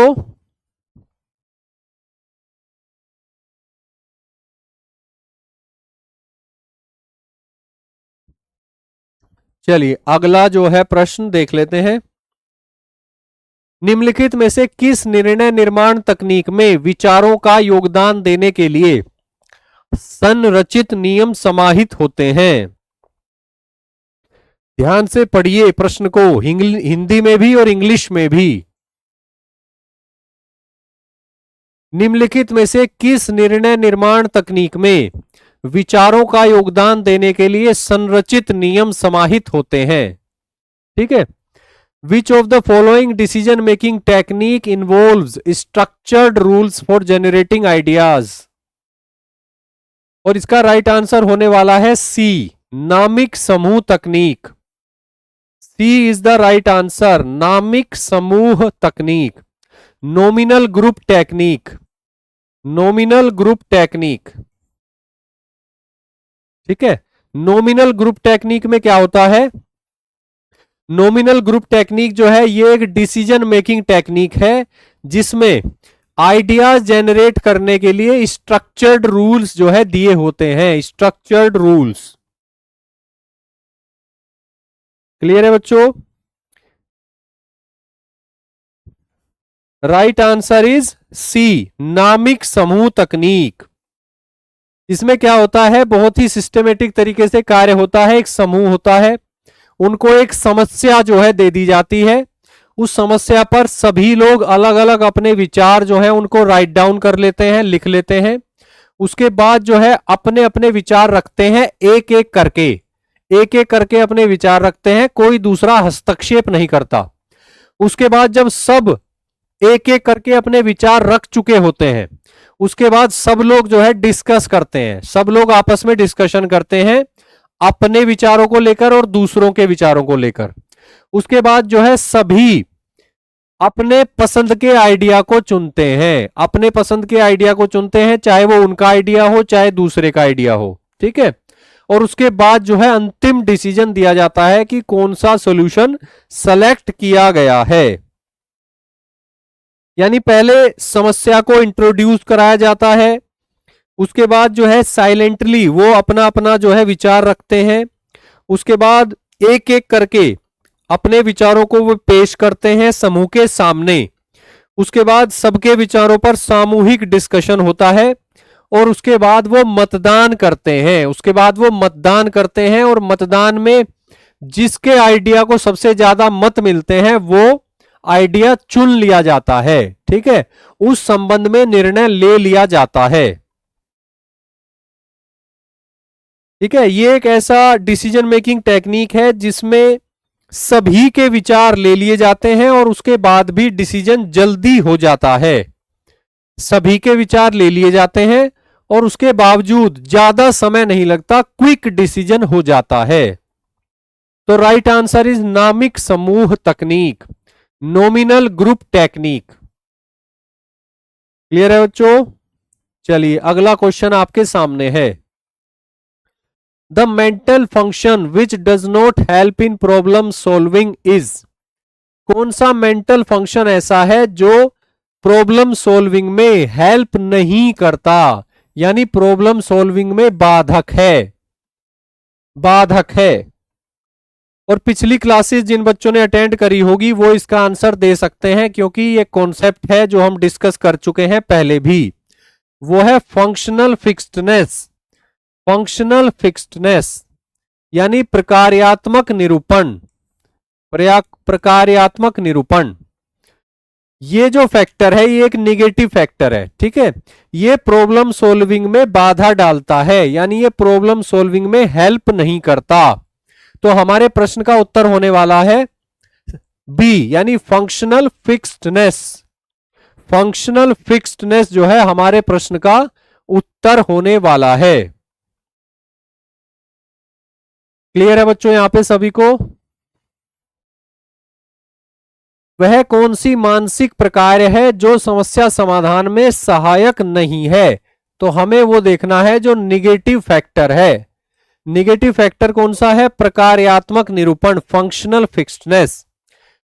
इसका मतलब क्या होता है? इसका मतलब ये होता है कि जब व्यक्ति सिर्फ यही सोचता है कि किसी वस्तु का प्रयोग जो है वो परंपरागत तरीके से ही किया जा सकता है, किसी नए तरीके से उस वस्तु का प्रयोग नहीं किया जा सकता, तो इसे कहा जाता है फंक्शनल फिक्स्डनेस। ठीक है, और इससे क्या होता है? इससे इनोवेशन बाधित होती है, क्रिएटिविटी बाधित होती है। किसी भी समस्या का कोई इनोवेटिव सॉल्यूशन आए इसकी संभावना बहुत कम हो जाती है। ठीक है, जैसे मैंने पिछली क्लास में आपको एग्जांपल दिया था ईंट और हथौड़े का, या कह सकते हैं पत्थर और हथौड़े का। ठीक है, एक व्यक्ति है, उसको दीवार में एक कील जो है वो ठोकनी है, तो वो ढूंढ रहा है हथौड़ा उस समय वहां उपलब्ध नहीं है, तो हथौड़े ना होने की वजह से वो कील नहीं ठोक पा रहा है। ठीक है, हथौड़ा लाएगा, बाजार जाएगा या किसी से आस पड़ोस में से मांग के लाएगा, लेकिन वहीं पर एक बहुत ही मजबूत पत्थर रखा हुआ है। वो व्यक्ति ये नहीं सोच पा रहा कि इस पत्थर से भी कील ठोकी जा सकती है। ठीक है, उसको लगता है कि ये तो पत्थर है, कील ठोकना इसका कार्य नहीं है, कील ठोकना तो सिर्फ हथौड़े का ही कार्य है। तो वो एक तरह से फिक्स हो गया है, उसका मेंटल सेट जो है वो फिक्स हो गया है। किसको लेकर? पत्थर के परंपरागत प्रयोग को लेकर और हथौड़े के परंपरागत प्रयोग को लेकर। वो एक्सपेरिमेंटल नहीं है, वो क्रिएटिव नहीं है, वो इनोवेटिव तरीके से नहीं सोच पा रहा है, वो किसी वस्तु के परंपरागत प्रयोग से आगे बढ़कर उस वस्तु का कोई नया प्रयोग नहीं सोच पा रहा है। तो इसे कहा जाता है फंक्शनल फिक्स्डनेस। और फंक्शनल फिक्स्डनेस जब हो जाती है तो ये प्रॉब्लम सॉल्विंग में हेल्प नहीं करती, बल्कि प्रॉब्लम सॉल्विंग को नुकसान पहुंचाती है। फंक्शनल फिक्स्डनेस जो है ये कोग्निटिव बायस है, कोग्निटिव बायस।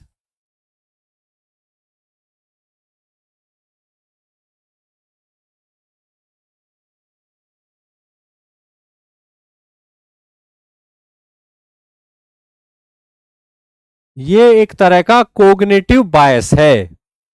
ठीक है, इससे क्या होता है? इससे क्रिएटिविटी कंट्रोल होती है यानी कम हो जाती है, और प्रॉब्लम सॉल्विंग स्किल्स जो है उनमें भी बाधा आ जाती है, बाधा आ जाती है। क्लियर है बच्चों यहां पे? चलिए अगला प्रश्न देखते हैं, बहुत ही आसान प्रश्न है। निर्णय क्षमता का सार है, the essence of decision making is. निर्णय क्षमता का सार क्या है? Essence of decision making is मतलब कह सकते हैं कि डिसीजन मेकिंग का उद्देश्य क्या है।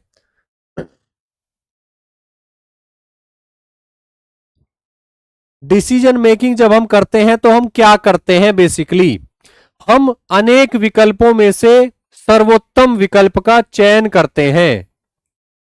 अनेक विकल्पों में से सर्वोत्तम विकल्प का हम लोग चयन करते हैं। वी चूज बिटवीन ऑल्टरनेटिव्स, हम ऑल्टरनेटिव्स के बीच में से चूज करते हैं। क्लियर है बच्चों? यहां पे बहुत ही आसान प्रश्न जो है ये पूछा गया है आपसे।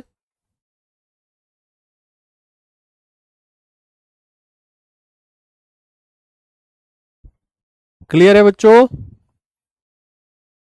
द इसेंस यानी कि सार essence of decision making is choosing between alternatives.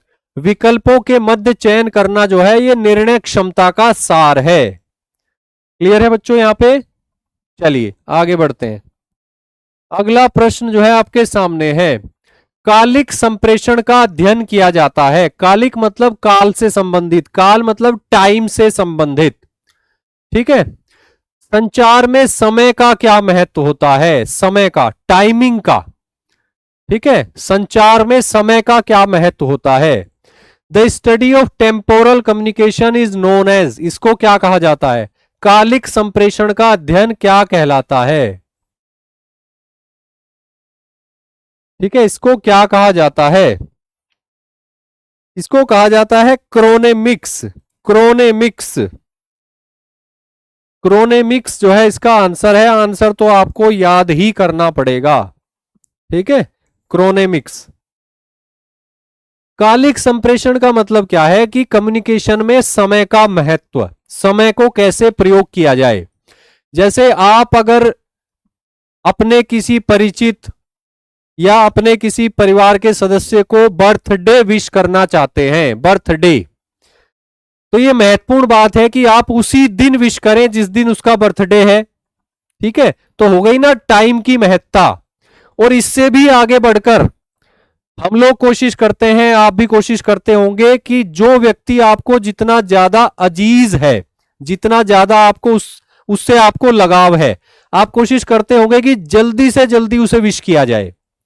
या तो रात में ही, जैसे ही 12 बजते हैं उसके तुरंत बाद उसको कॉल करके विश किया जाए या मैसेज करके विश किया जाए, या अगर पास में ही मौजूद है तो फिजिकली उसको विश किया जाए, या तो फिर सुबह उठते ही उसको विश कर दिया जाए। मॉर्निंग में पहला मैसेज मैं ही भेजूंगा या मैं ही भेजूंगी। ऐसा होता है ना, कई बार, बहुत बार होता है। तो यहां पे क्या हो रहा है कि हम कम्युनिकेट कर रहे हैं, लेकिन कम्युनिकेशन में हम टाइमिंग को इंपॉर्टेंस दे रहे हैं, टाइमिंग को इंपॉर्टेंस दे रहे हैं। तो कम्युनिकेशन में टाइम का क्या महत्व है, इसको स्टडी किया जाता है इसके अंतर्गत, क्रोनेमिक्स के अंतर्गत। ठीक है, क्रोनेमिक्स। जैसे किसी ने हमसे कोई प्रश्न पूछा, ठीक है, तो हम जो है उसका जवाब तुरंत नहीं देते, हम जो है सोच कर देते हैं या रुक कर देते हैं। तो ये जो समय का अंतराल है इसका भी एक मीनिंग होता है, इसका भी एक मीनिंग होता है। ठीक है, इसके अलावा कई बार लोग क्या करते हैं कि मीटिंग में जानबूझकर लेट जाते हैं, जानबूझकर लेट पहुंचते हैं। या कुछ लोग क्या कोशिश करते हैं कि कोई मैसेज देना है किसी को तो मीटिंग में बिल्कुल टाइम पे पहुंच जाना है, चाहे जो हो जाए, ताकि दूसरों को मैसेज मिले कि मीटिंग में जो व्यक्ति आ रहा है वो कितना ज्यादा पंक्चुअल है। ठीक है, तो संचार जो है, चाहे वो शाब्दिक संचार हो चाहे वो अशाब्दिक संचार हो, या वर्बल कम्युनिकेशन हो या फिर नॉन वर्बल कम्युनिकेशन हो, कम्युनिकेशन में टाइम बहुत महत्वपूर्ण होता है, टाइमिंग मैटर करती है। ठीक है, तो कालिक संप्रेषण का मतलब यही है कि संप्रेषण और समय का संबंध, कम्युनिकेशन और टाइम का संबंध, इसको स्टडी किया जाता है क्रोनेमिक्स के अंतर्गत।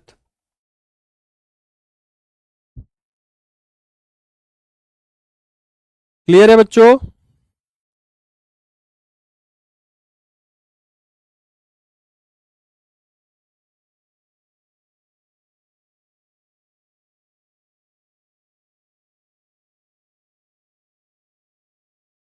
क्लियर है यहां पे सभी बच्चों को?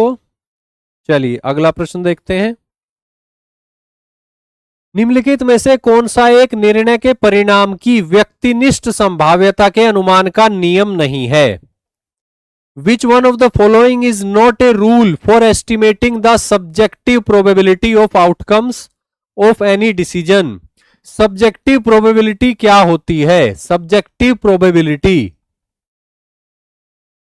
सब्जेक्टिव प्रोबेबिलिटी का मतलब होता है किसी व्यक्ति का यह विचार अपनी जानकारी के आधार पर, अपने अनुभव के आधार पर, कि कोई घटना घटेगी या नहीं घटेगी, और अगर वो घटना घटेगी तो क्या संभावना है कि वो घटना घटेगी।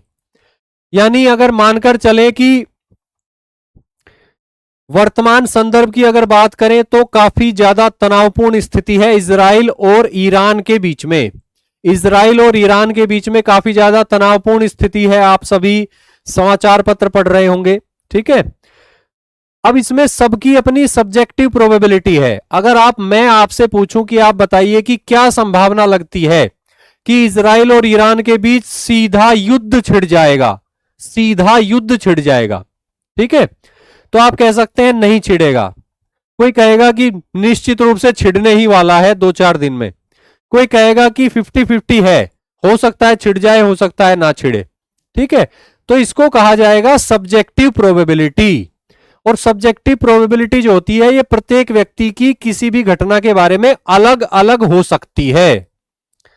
जैसे कि इसी मुद्दे पर हो सकता है मैं कहूं कि इजराइल और ईरान के बीच युद्ध छिड़ जाए, इसकी संभावना, इसकी प्रोबेबिलिटी 0 है।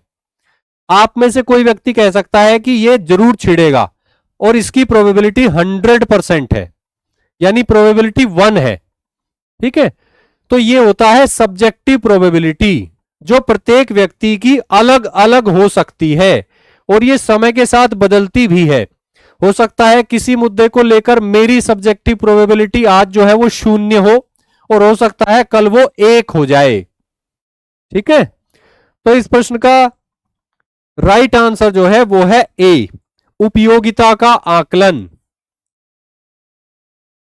ठीक है। यहां पूछा गया है नियम नहीं है, नहीं है पूछा गया है, तो विकल्प बी, विकल्प सी और विकल्प डी ये तो नियम है, ठीक है। विकल्प ए नियम नहीं है।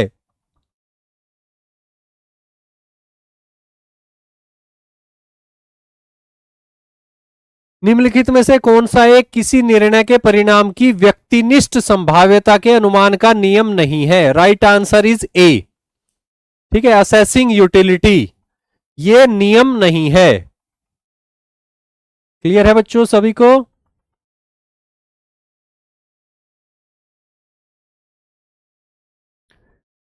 चलिए आगे बढ़ते हैं।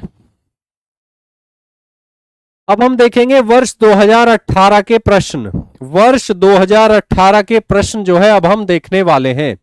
पहला प्रश्न आपके सामने है, संप्रेषण के प्रक्रम में अंतिम चरण क्या है? संचार की प्रक्रिया में अंतिम चरण क्या है? अंतिम चरण, ठीक है। In the process of communication the last step is, last step क्या है?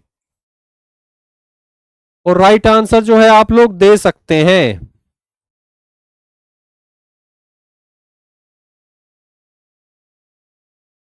राइट आंसर यहां पे हो जाएगा डी, प्रतिपुष्टि यानी फीडबैक, प्रतिपुष्टि यानी कि feedback. In the process of communication the last step is feedback. संचार की प्रक्रिया में अंतिम पड़ाव जो होता है वो फीडबैक, यानी कि रिसीवर को जब मैसेज मिल जाता है वो उसको इंटरप्रेट कर लेता है, तो वो अपनी समझ के आधार पर सेंडर को या कह सकते हैं सोर्स को फीडबैक देता है, यानी अपना रेस्पॉन्स देता है मैसेज के बारे में, जिससे सेंडर को या सोर्स को यह पता चलता है कि क्या रिसीवर को वो संदेश मिल गया जो संदेश देना मेरा मकसद था, यानी मेरी जो इंटेंशन थी इस मैसेज को लेकर, क्या वो पूरी हुई है या वो पूरी नहीं हुई है। ठीक है, तो लास्ट स्टेप होता है फीडबैक, जो दी जाती है रिसीवर के द्वारा सेंडर को, यानी रिसीवर के द्वारा सोर्स को। और इससे पता चलता है कि संचार कितना इफेक्टिव साबित हुआ है, कम्युनिकेशन कितना प्रभावी सिद्ध हुआ है, यह क्लियर हो जाता है इससे। ठीक है, चलिए अगला प्रश्न आपके सामने है। किसी संगठन में वह संप्रेषण जो अधीनस्थों को लक्ष्यों को निर्दिष्ट करने के लिए प्रयुक्त किया जाता है, यानी किसी संस्था में, किसी ऑर्गेनाइजेशन में ऐसा कौन सा संचार है जिसके माध्यम से अधीनस्थों को यानी सबऑर्डिनेट्स को निर्देश दिए जाते हैं लक्ष्यों से संबंधित। ठीक है, कौन सा कम्युनिकेशन है, हायर लेवल से लोअर लेवल की ओर कौन सा कम्युनिकेशन है, इसको कहा जाता है downward communication. Downward communication is the right answer, अधोगामी संप्रेषण। बात यह है कि अधीनस्थों को निर्देश दिए जा रहे हैं, यानी कि जो हायर लेवल पे अथॉरिटीज हैं, हायर अथॉरिटीज जो हैं वो सबऑर्डिनेट्स को निर्देश दे रहे हैं। ठीक है, तो किस तरह का कम्युनिकेशन हुआ, डाउनवर्ड, नीचे को आने वाला। ठीक है, हायर अथॉरिटीज जो हैं वो सबऑर्डिनेट्स को यानी अपने अधीनस्थों को लक्ष्यों से संबंधित निर्देश दे रहे हैं, यानी कि ऊपर से नीचे की ओर ये कम्युनिकेशन हो रहा है हायरार्की में किसी ऑर्गेनाइजेशन में। ठीक है, तो ये क्या हो गया, ये हो गया डाउनवर्ड कम्युनिकेशन यानी अधोगामी संप्रेषण। क्लियर है बच्चों, अधोगामी संप्रेषण जो है ये हो जाएगा अधोगामी संप्रेषण। और ये संप्रेषण जो हो सकता है, ये हो सकता है पॉलिसी के बारे में, रेस्पॉन्सिबिलिटी के बारे में, स्ट्रेटजी के बारे में और गोल्स के बारे में भी हो सकता है। क्लियर है बच्चों, चलिए अगला प्रश्न आपके सामने है। विच of the following is not a communication barrier in work place, यानी कार्यस्थल पर संप्रेषण में बाधा नहीं है। चार विकल्प हमें दिए गए हैं, इनमें से तीन ऐसे हैं जो कार्यस्थल पर संप्रेषण यानी संचार में बाधा हैं। एक विकल्प ऐसा है जो कार्यस्थल पर संचार में बाधा नहीं है, उस विकल्प का चयन करना है। ठीक है, तो कार्यस्थल पर संचार में बाधा हो जाएगा शोर, शोर तो बाधा है। पूर्वाग्रह से अगर कोई व्यक्ति ग्रस्त है, प्रभावित है, तो यह भी बाधा है। इसके अलावा अनुपयुक्त माध्यम का प्रयोग करना भी बाधा है। सी विकल्प जो है वो सही उत्तर है। सी विकल्प जो है ये संप्रेषण में बाधा नहीं है, इसलिए यही सही उत्तर है। Active listening.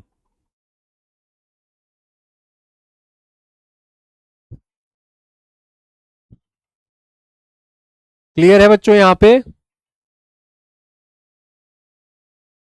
किसी कार्यस्थल पर अगर एक्टिव लिसनिंग की जाती है, कोई व्यक्ति किसी दूसरे व्यक्ति की बात जो है बहुत ही ध्यान से सुनता है, सक्रिय होकर, ठीक है, संचार के समय वहीं मौजूद रहकर, न केवल शारीरिक रूप से बल्कि मानसिक रूप से भी, बौद्धिक रूप से भी, भावनात्मक रूप से भी। ठीक है, तो उसको कहा जाता है एक्टिव लिसनिंग। तो एक्टिव लिसनिंग तो बहुत ही ज्यादा जरूरी है, बहुत ज्यादा जरूरी है प्रभावी संचार के लिए। यह बैरियर नहीं है, यह बैरियर नहीं है बल्कि अनेबलर है, अनेबलर है। तो राइट आंसर हो जाएगा हमारा एक्टिव लिसनिंग। अगला प्रश्न, निम्नलिखित में से कौन सा संप्रेषण प्रक्रिया का अंग नहीं है? संप्रेषण प्रक्रिया का अंग नहीं है, यह हमें बताना है। Which is not a part of communication process, communication का पार्ट इनमें से कौन सा नहीं है? निम्नलिखित में से कौन सा संप्रेषण प्रक्रिया का अंग नहीं है? ठीक है, which is not a part of communication process. देखिए, माध्यम जो है वो आवश्यक होता है संचार के लिए, ट्रांसमिशन भी आवश्यक है और इंफॉर्मेशन तो होती ही है मैसेज के रूप में। इंफॉर्मेशन को ट्रांसमिट किया जाता है मीडियम के माध्यम से। ठीक है, संचार में क्या होता है, सूचना को संचारित किया जाता है माध्यम के जरिए। तो ये तीनों तो फैक्टर्स हैं, ये पार्ट हैं, ये प्रक्रिया का अंग है। ऑप्शन बी जो है ये प्रक्रिया का अंग नहीं है। लाइफ वैल्यूज एंड विजन जो होता है ये कम्युनिकेशन प्रक्रिया का पार्ट नहीं है। तो राइट आंसर हो जाएगा बी। संप्रेषण प्रक्रिया के अंग हैं सूचना भी, संचरण भी और माध्यम भी। सूचना का संचरण किया जाता है माध्यम के जरिए। ठीक है, ऑप्शन बी जो है ये राइट आंसर है। ऑप्शन बी राइट आंसर है, क्योंकि ये संप्रेषण प्रक्रिया का अंग नहीं है, ये कम्युनिकेशन प्रोसेस का पार्ट नहीं है।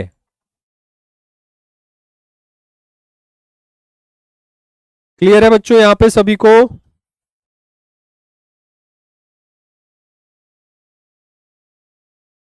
अगला प्रश्न आपके सामने है, सभी बच्चे जो है ध्यान से पढ़ेंगे। और एक शब्द यहां पे ऐसा आया है जो बहुत ही महत्वपूर्ण है, जो आपके एथिक्स के पेपर का भी पार्ट है। यानी जो बच्चे सिविल सेवा का एग्जाम देंगे, मुख्य परीक्षा देंगे, उनको जो है जीएस पेपर 4, ठीक है, जीएस पेपर 4 भी देना होगा। और उसमें क्या आता है, एथिक्स, नैतिकता। तो नैतिकता वाले पेपर का हिस्सा है परानुभूति। परानुभूति यानी एम्पैथी। एम्पैथी पर काफी क्वेश्चन पूछे जा चुके हैं, यूपीएससी के द्वारा भी और यूपीपीएससी के द्वारा भी। तो परानुभूति क्या होती है ये आपको समझना चाहिए, एम्पैथी क्या है ये आपको पता होना चाहिए। ठीक है, अब क्वेश्चन देख लेते हैं। निम्नलिखित में से कौन सी विशेषता सामाजिक रूप से वंचित व्यक्तियों के लिए उचित निर्णय लेने में सर्वाधिक महत्वपूर्ण है? अगर निर्णय लेना है सामाजिक रूप से वंचित लोगों के लिए, तो कौन सी बात होनी चाहिए निर्णय लेने वाले व्यक्ति के व्यक्तित्व में, ताकि वो बेहतर निर्णय ले पाए? कौन सा विकल्प है इसका? राइट आंसर है परानुभूति। ठीक है ना, ये विशेषता है जो होनी चाहिए उस व्यक्ति में जो निर्णय लेता है वंचित व्यक्तियों के लिए। ठीक है, सामाजिक रूप से वंचित व्यक्तियों के लिए उचित निर्णय लिया जा सके, इसके लिए जरूरी है कि निर्णय लेने वाले के अंदर परानुभूति की योग्यता मौजूद हो, यानी उसके अंदर एम्पैथी की योग्यता मौजूद हो। और एम्पैथी का मतलब क्या है, परानुभूति का मतलब क्या है? किसी दूसरे व्यक्ति की भावनाओं को समझना। ठीक है, उसके दृष्टिकोण से किसी दूसरे व्यक्ति की भावनाओं को, समस्याओं को, आकांक्षाओं को, इच्छाओं को, जरूरतों को, चिंताओं को और उसके डरों को समझना। ठीक है, उसके अपने दृष्टिकोण से। ठीक है, ability to understand and share another person's feelings and experiences from their perspective, इसको कहा जाता है एम्पैथी। ठीक है भाई, किसी व्यक्ति को के बारे में आप उसी के नजरिए से अगर समझ जाते हो, तो आप समझ जाते हो कि उस व्यक्ति को क्या चाहिए, उस व्यक्ति को किस चीज की जरूरत है, उस व्यक्ति की आपसे एक्सपेक्टेशन क्या है, आप क्या कर सकते हो कि वो व्यक्ति जो है उसके दुख दर्द कुछ कम हो जाएं, उसकी कुछ इच्छाएं जो है वो पूरी हो जाएं। ठीक है, तो परानुभूति का गुण आप में होना चाहिए, परानुभूति। ठीक है, अगर आप में परानुभूति नहीं है तो आप किसी दूसरे की बात को सुनोगे नहीं, पहली बात तो सुनोगे तो समझोगे नहीं, और समझोगे तो अपने दृष्टिकोण से समझोगे, उसके दृष्टिकोण से नहीं समझोगे। खुद को उसके जूतों के अंदर रखकर आप नहीं समझोगे। ठीक है ना, उसके शूज में एंटर होके आप नहीं समझोगे। तो परानुभूति बहुत जरूरी है, और ये आपके एथिक्स के पेपर के सिलेबस का पार्ट है, क्योंकि प्रशासनिक अधिकारी के अंदर एम्पैथी होनी चाहिए, या कह सकते हैं किसी भी लीडर के अंदर। कोई भी अच्छा लीडर तभी बन सकता है जब उसके अंदर परानुभूति का गुण हो, एम्पैथी उसके अंदर हो। ठीक है, तो राइट आंसर जो है एम्पैथी। और जब हम सामाजिक रूप से वंचित वर्गों की बात करते हैं तब तो एम्पैथी बहुत ज्यादा जरूरी है। ठीक है, ताकि हम समझ पाए कि वो सामाजिक रूप से वंचित क्यों है, सामाजिक रूप से वंचित होने की वजह से उन्होंने क्या है जो खो दिया है, कितना वो पीछे हैं, उन्हें क्या चाहिए, कितना सपोर्ट चाहिए, कितना कल्याण चाहिए, कितना विकास चाहिए। ठीक है, तो राइट आंसर इज परानुभूति, एम्पैथी।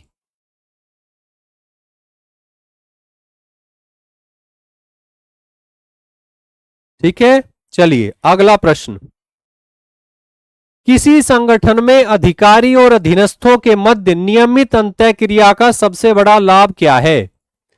देखिए, कोई ऑर्गेनाइजेशन है, उसमें कोई अधिकारी है और कोई है अधिकारी के अधीनस्थ। ठीक है, तो उनके बीच में हमेशा जो है रेगुलर बातचीत होती रहती है। ठीक है, रोज मीटिंग होती है 15 मिनट की। ठीक है, हफ्ते में एक बार जो है मीटिंग होती है 1 घंटे की। तो मुलाकात होती रहती है, नियमित अंतराल पर बातचीत होती रहती है। तो इससे क्या होता है, इसका सबसे बड़ा लाभ क्या है? सबसे बड़े लाभ की बात यहां हो रही है। ठीक है,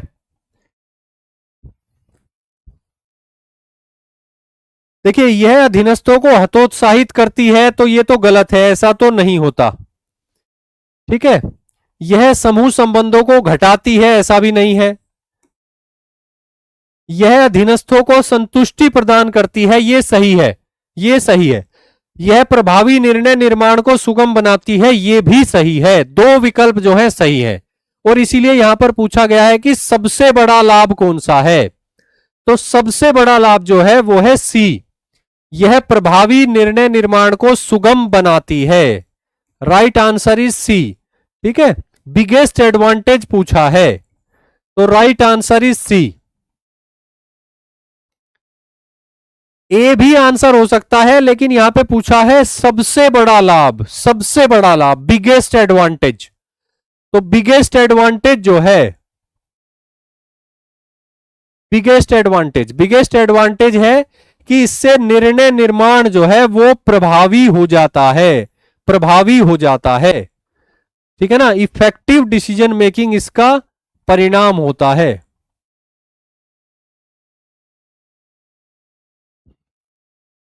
क्लियर है बच्चों यहां पे? बहुत अच्छे, राइट आंसर इज सी।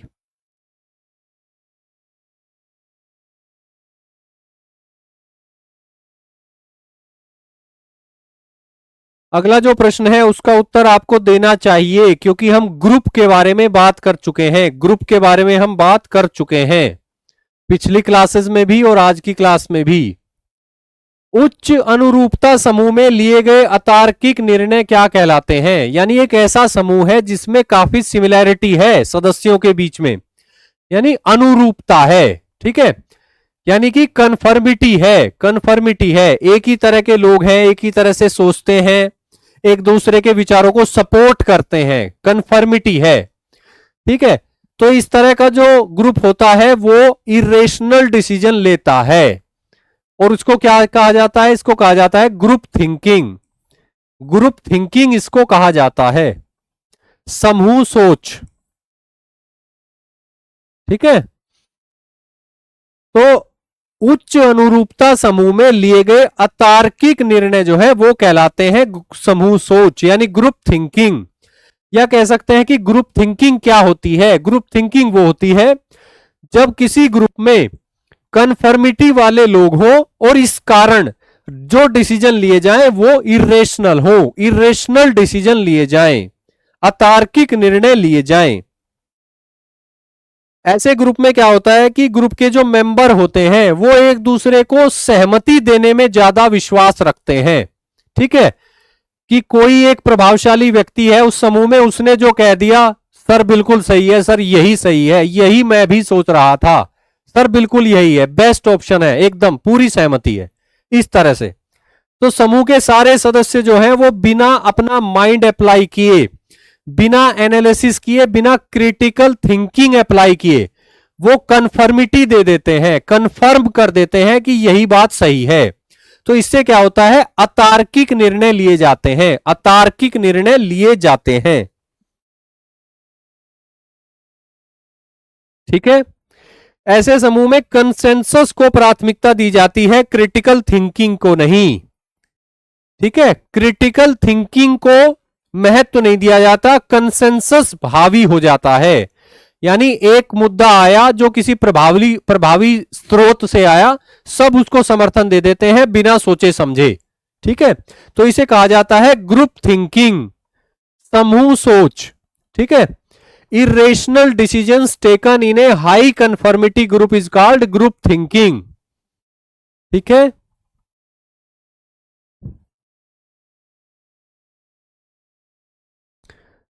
कई बार सरकारें भी जो है वो इस तरह की थिंकिंग से प्रभावित होकर गलत फैसले लेती हैं। ठीक है, इसके कई सारे एग्जाम्पल भी मौजूद हैं। चलिए अगला क्वेश्चन देखते हैं। निर्णय लेने की कौन सी पद्धति सर्वाधिक उपयोगी है, मोस्ट प्रोडक्टिव। ठीक है ना। अब देखिए यहां पे ट्रांसलेशन जो है ना वो सही नहीं किया गया है हिंदी में। मोस्ट प्रोडक्टिव का मतलब होता है सर्वाधिक उत्पादक, प्रोडक्टिविटी मतलब उत्पादक। तो यहां पे होना चाहिए निर्णय लेने की कौन सी पद्धति सर्वाधिक उत्पादक है, लेकिन आपके पेपर में ही दिया गया था कि सर्वाधिक उपयोगी है।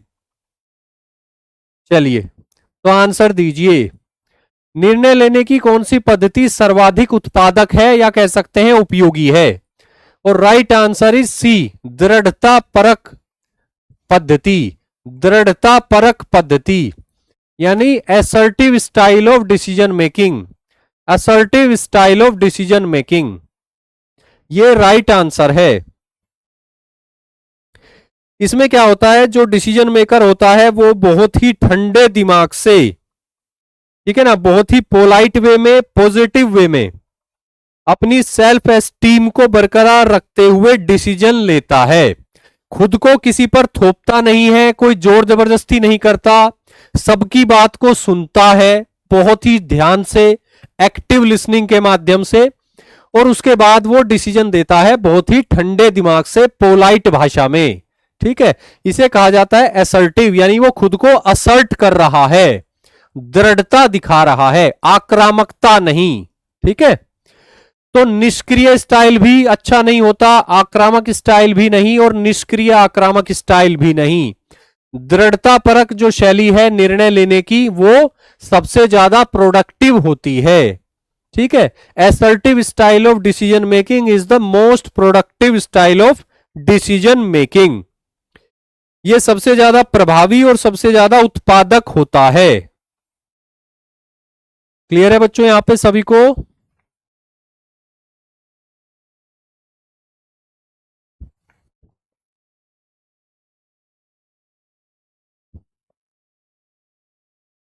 चलिए अगला प्रश्न आपके सामने है, निम्नलिखित में से कौन सा कक्षागत संप्रेषण में सम्मिलित नहीं है, यानी क्लासरूम में जो कम्युनिकेशन होता है उसमें शामिल नहीं है। क्लासरूम में किस तरह का कम्युनिकेशन होता है, शिक्षक और विद्यार्थी के बीच में, शिक्षक और विद्यार्थी के बीच में इनमें से कौन सा कम्युनिकेशन नहीं होता।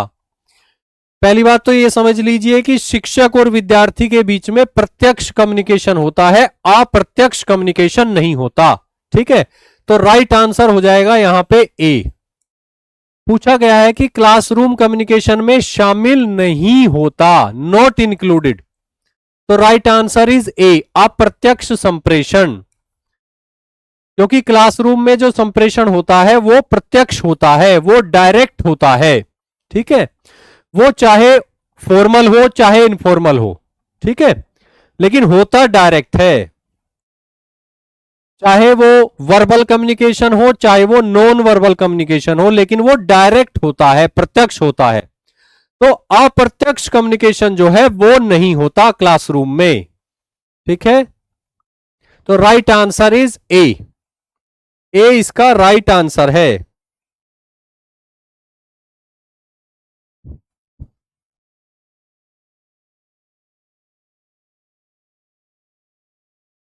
चलिए अगला प्रश्न आपके सामने है, किस उद्देश्य हेतु वृत्ताकार संचार सर्वाधिक उपयुक्त है?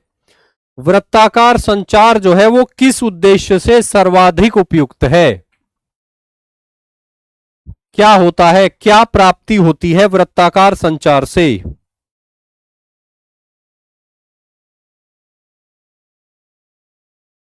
इसका आंसर है सी, सदस्य जो है ज्यादा संतुष्ट रहते हैं इस तरह के संचार में।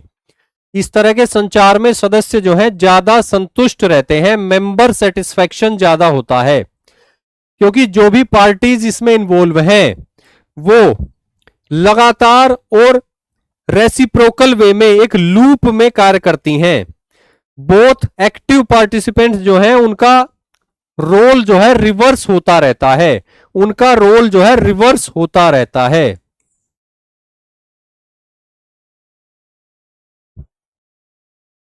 ठीक है, एक बार तो सेंडर जो है वो रिसीवर को मैसेज भेजता है, रिसीवर जो है उस मैसेज को इंटरप्रेट करता है, ठीक है, और उसके बाद वो सेंडर बन जाता है, फिर वो वापस उस मैसेज को भेजता है। अब जो पहले सेंडर था वो बन जाता है रिसीवर, और फिर वो उसको करता है इंटरप्रेट। ठीक है, तो इस तरह से कार्य करता है वृत्ताकार संचार। ठीक है, सोर्स मैसेज भेजता है रिसीवर के पास, रिसीवर उसको इंटरप्रेट करता है, इंटरप्रेट करने के बाद रिसीवर सेंडर बन जाता है, और सेंडर बन के वो मैसेज भेजता है रिसीवर को। ठीक है, यानी जो पहले सेंडर था वो रिसीवर बन जाता है, और रिसीव करने के बाद वो इसको इंटरप्रेट करता है। तो इस तरह से ये जो है वृत्ताकार संचार जो है वो कार्य करता है। और इसमें क्या महत्वपूर्ण बात है कि मेंबर्स जो हैं वो सेटिस्फाई फील करते हैं, मेंबर सेटिस्फैक्शन इसमें होता है, सदस्य संतुष्टि जो है वो इसमें होती है। क्लियर है बच्चों? चलिए, फीडबैक इसमें अच्छी मिलती है, रिलेशनशिप इसमें अच्छे बिल्ट होते हैं।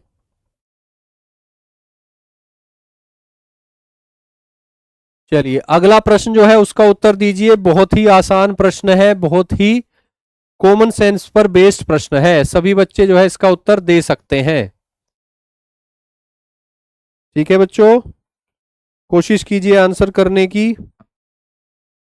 सुनने को सर्वाधिक अच्छी तरह से परिभाषित किया जा सकता है, यानी listening can be best defined as, listening की बात हो रही है यहां पे।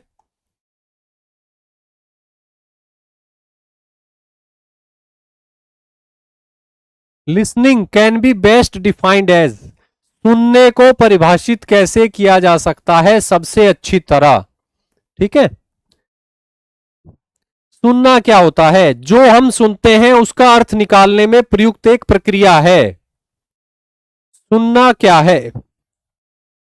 सुनना एक प्रोसेस है जिसमें हम सुनते हैं उसको उसका अर्थ निकालने की कोशिश करते हैं।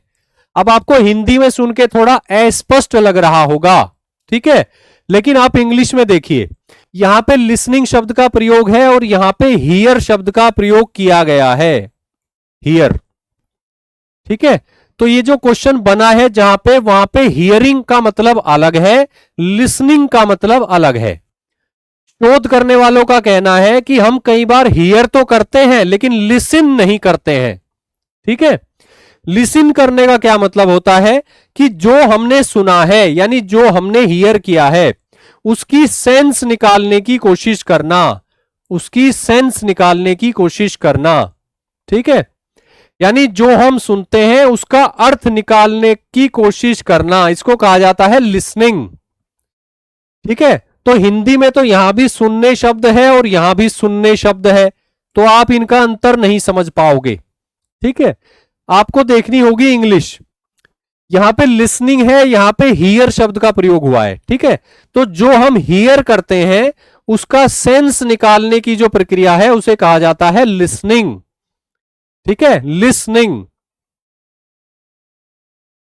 कहने का मतलब यह है कि हियरिंग अलग है, लिसनिंग अलग है। हियरिंग तो यह है कि हम कोई बोल रहा है, वो बात अगर हमारे कानों में जा रही है तो हम हियर कर रहे हैं, ठीक है। लिसनिंग होता है कि हम उसकी बात को बहुत ध्यान से सुन रहे हैं, हम उस पर विचार कर रहे हैं, हम समझने की कोशिश कर रहे हैं कि ये व्यक्ति क्या कह रहा है, क्यों कह रहा है, ठीक है। और हम जो है रेस्पोंड भी करते हैं, चाहे वर्बल तरीके से चाहे नॉन वर्बल तरीके से। तो listening is different, hearing is different, और इसी कॉन्सेप्ट पर यह प्रश्न जो है बना है। क्लियर है बच्चों? चलिए अगला क्वेश्चन देख लेते हैं। अगला क्वेश्चन जो है उसको देख लेते हैं।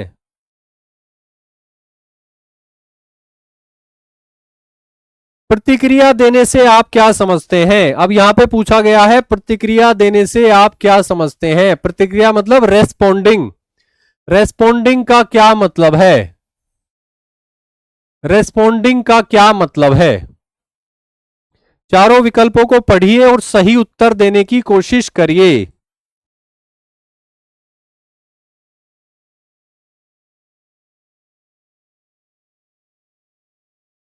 क्लियर है बच्चों? और इसका राइट आंसर क्या होने वाला है?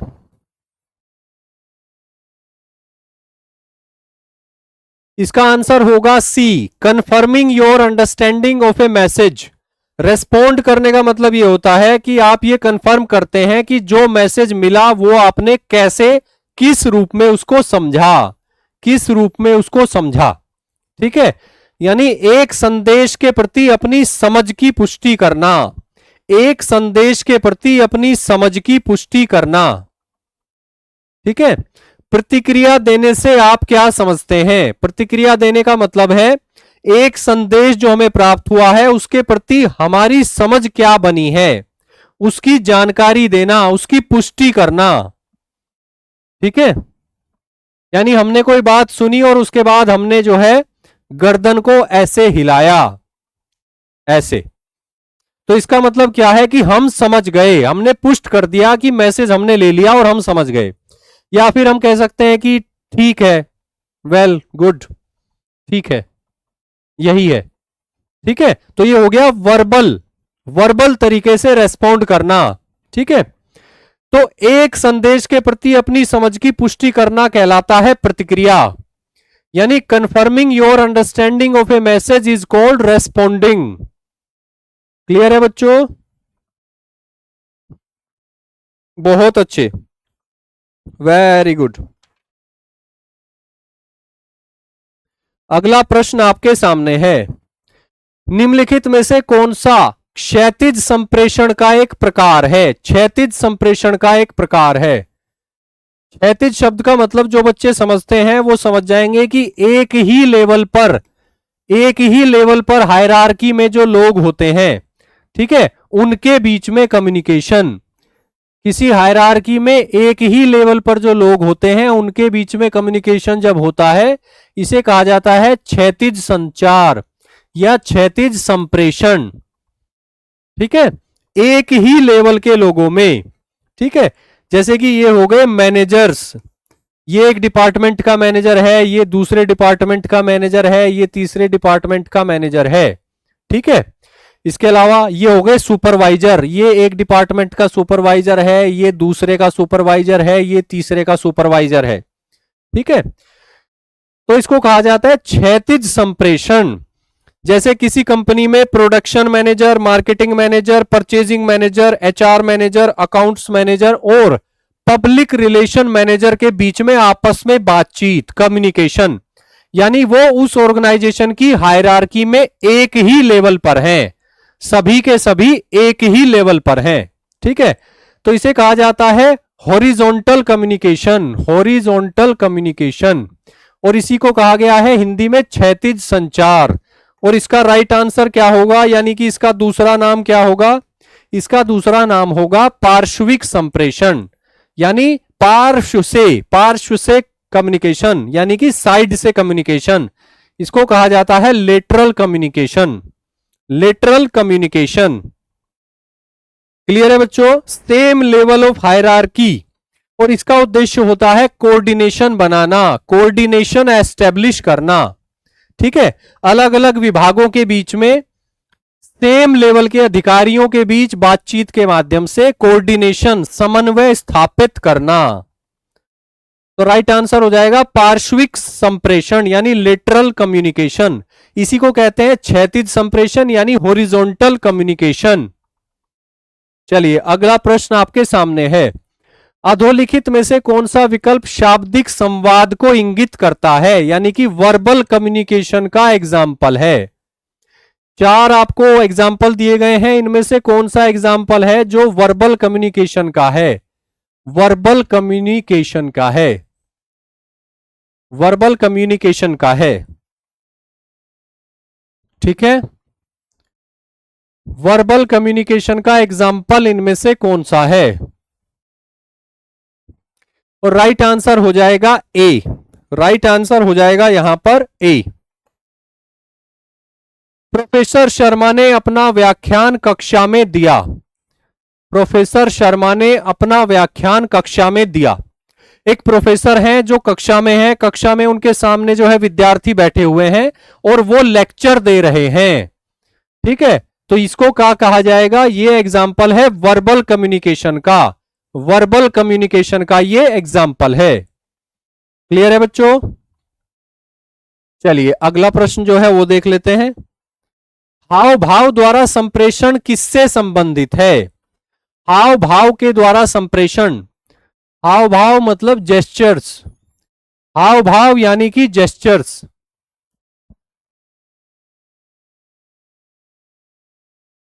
ठीक है बच्चों, हाव भाव द्वारा संप्रेषण संबंधित है। Communication through gesture is related to, किससे संबंधित है? ये तो आपको याद ही करना होगा। ठीक है, इसका संबंध है काइनेसिक्स से, काइनेसिक्स से इसका संबंध है। ठीक है, right answer is A, kinesics. और हाव भाव से संप्रेषण का क्या मतलब है? यानी कि नॉन वर्बल कम्युनिकेशन। हाव भाव से संप्रेषण का मतलब है नॉन वर्बल कम्युनिकेशन।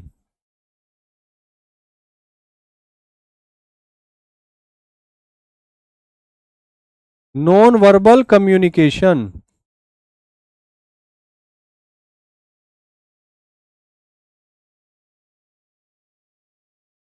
और नॉन वर्बल कम्युनिकेशन मतलब अशाब्दिक संचार।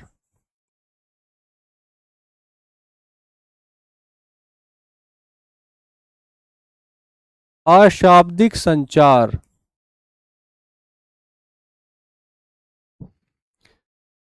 ठीक है बच्चों, नॉन वर्बल कम्युनिकेशन यानी अशाब्दिक संचार। और इसके अंतर्गत क्या क्या आते हैं?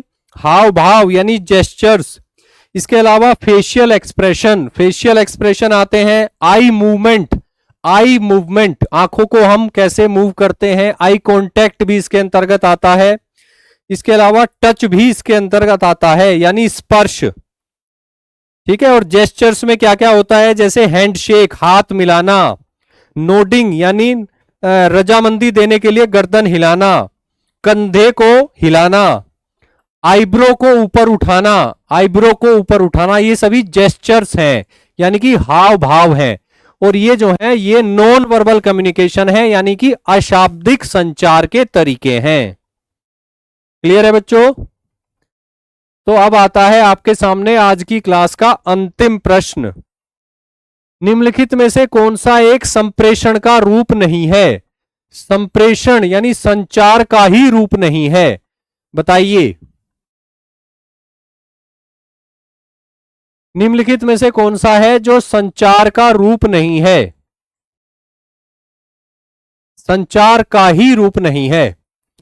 ठीक है, साक्षात्कार जो है ये तो संचार है, संवाद भी संचार है और सामाजिक अंतःक्रिया भी संचार है। राइट आंसर हो जाएगा यहां पर बी। बी जो है वो राइट आंसर होगा, यानी मनोरंजक उपन्यास पढ़ना ये संचार नहीं है, ये कम्युनिकेशन नहीं है।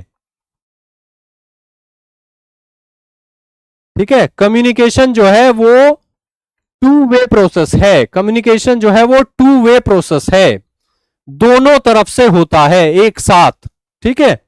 जबकि रीडिंग इंटरेस्टिंग नोवेल जो है ये टू वे कम्युनिकेशन नहीं है, टू वे कम्युनिकेशन नहीं है। तो साक्षात्कार जो है वो भी संचार है, संवाद भी संचार है, सामाजिक अंतःक्रिया भी संचार है। हमसे पूछा गया है कि संचार कौन सा नहीं है, यानी संप्रेषण कौन सा नहीं है। तो राइट आंसर हो जाएगा यहां पे बी, बी हो जाएगा राइट आंसर। ठीक है बच्चों, तो आज की क्लास में बस इतना ही। अगली जो क्लास होगी हमारी, यानी कि नेक्स्ट सैटरडे को शाम को 9 बजे, उस क्लास में हम पढ़ेंगे 2017 और 2016 में यूपीपीसीएस की प्रारंभिक परीक्षा में सामान्य अध्ययन पेपर 2 में, यानी कि सीसेट के पेपर में इन 4 टॉपिकों से पूछे गए प्रश्न, उनको हम हल करेंगे। कौन से 4 टॉपिक? संचार कौशल, अंतर्व्यक्तिक कौशल, निर्णयन क्षमता और समस्या का समाधान, यानी कि कम्युनिकेशन प्रोसेस या कह सकते हैं communication skills, interpersonal skills, decision making और इसके अलावा प्रॉब्लम सॉल्विंग। तो सभी बच्चे जो है जरूर उपस्थित रहें उस क्लास में। और क्लास आपको ऐसी कैसी लगी जरूर कमेंट करके बताना है। सभी बच्चे जो है कमेंट करके बताएंगे कि क्लास उनको कैसी लगी, ठीक है, कितना लाभदायक उनके लिए रही।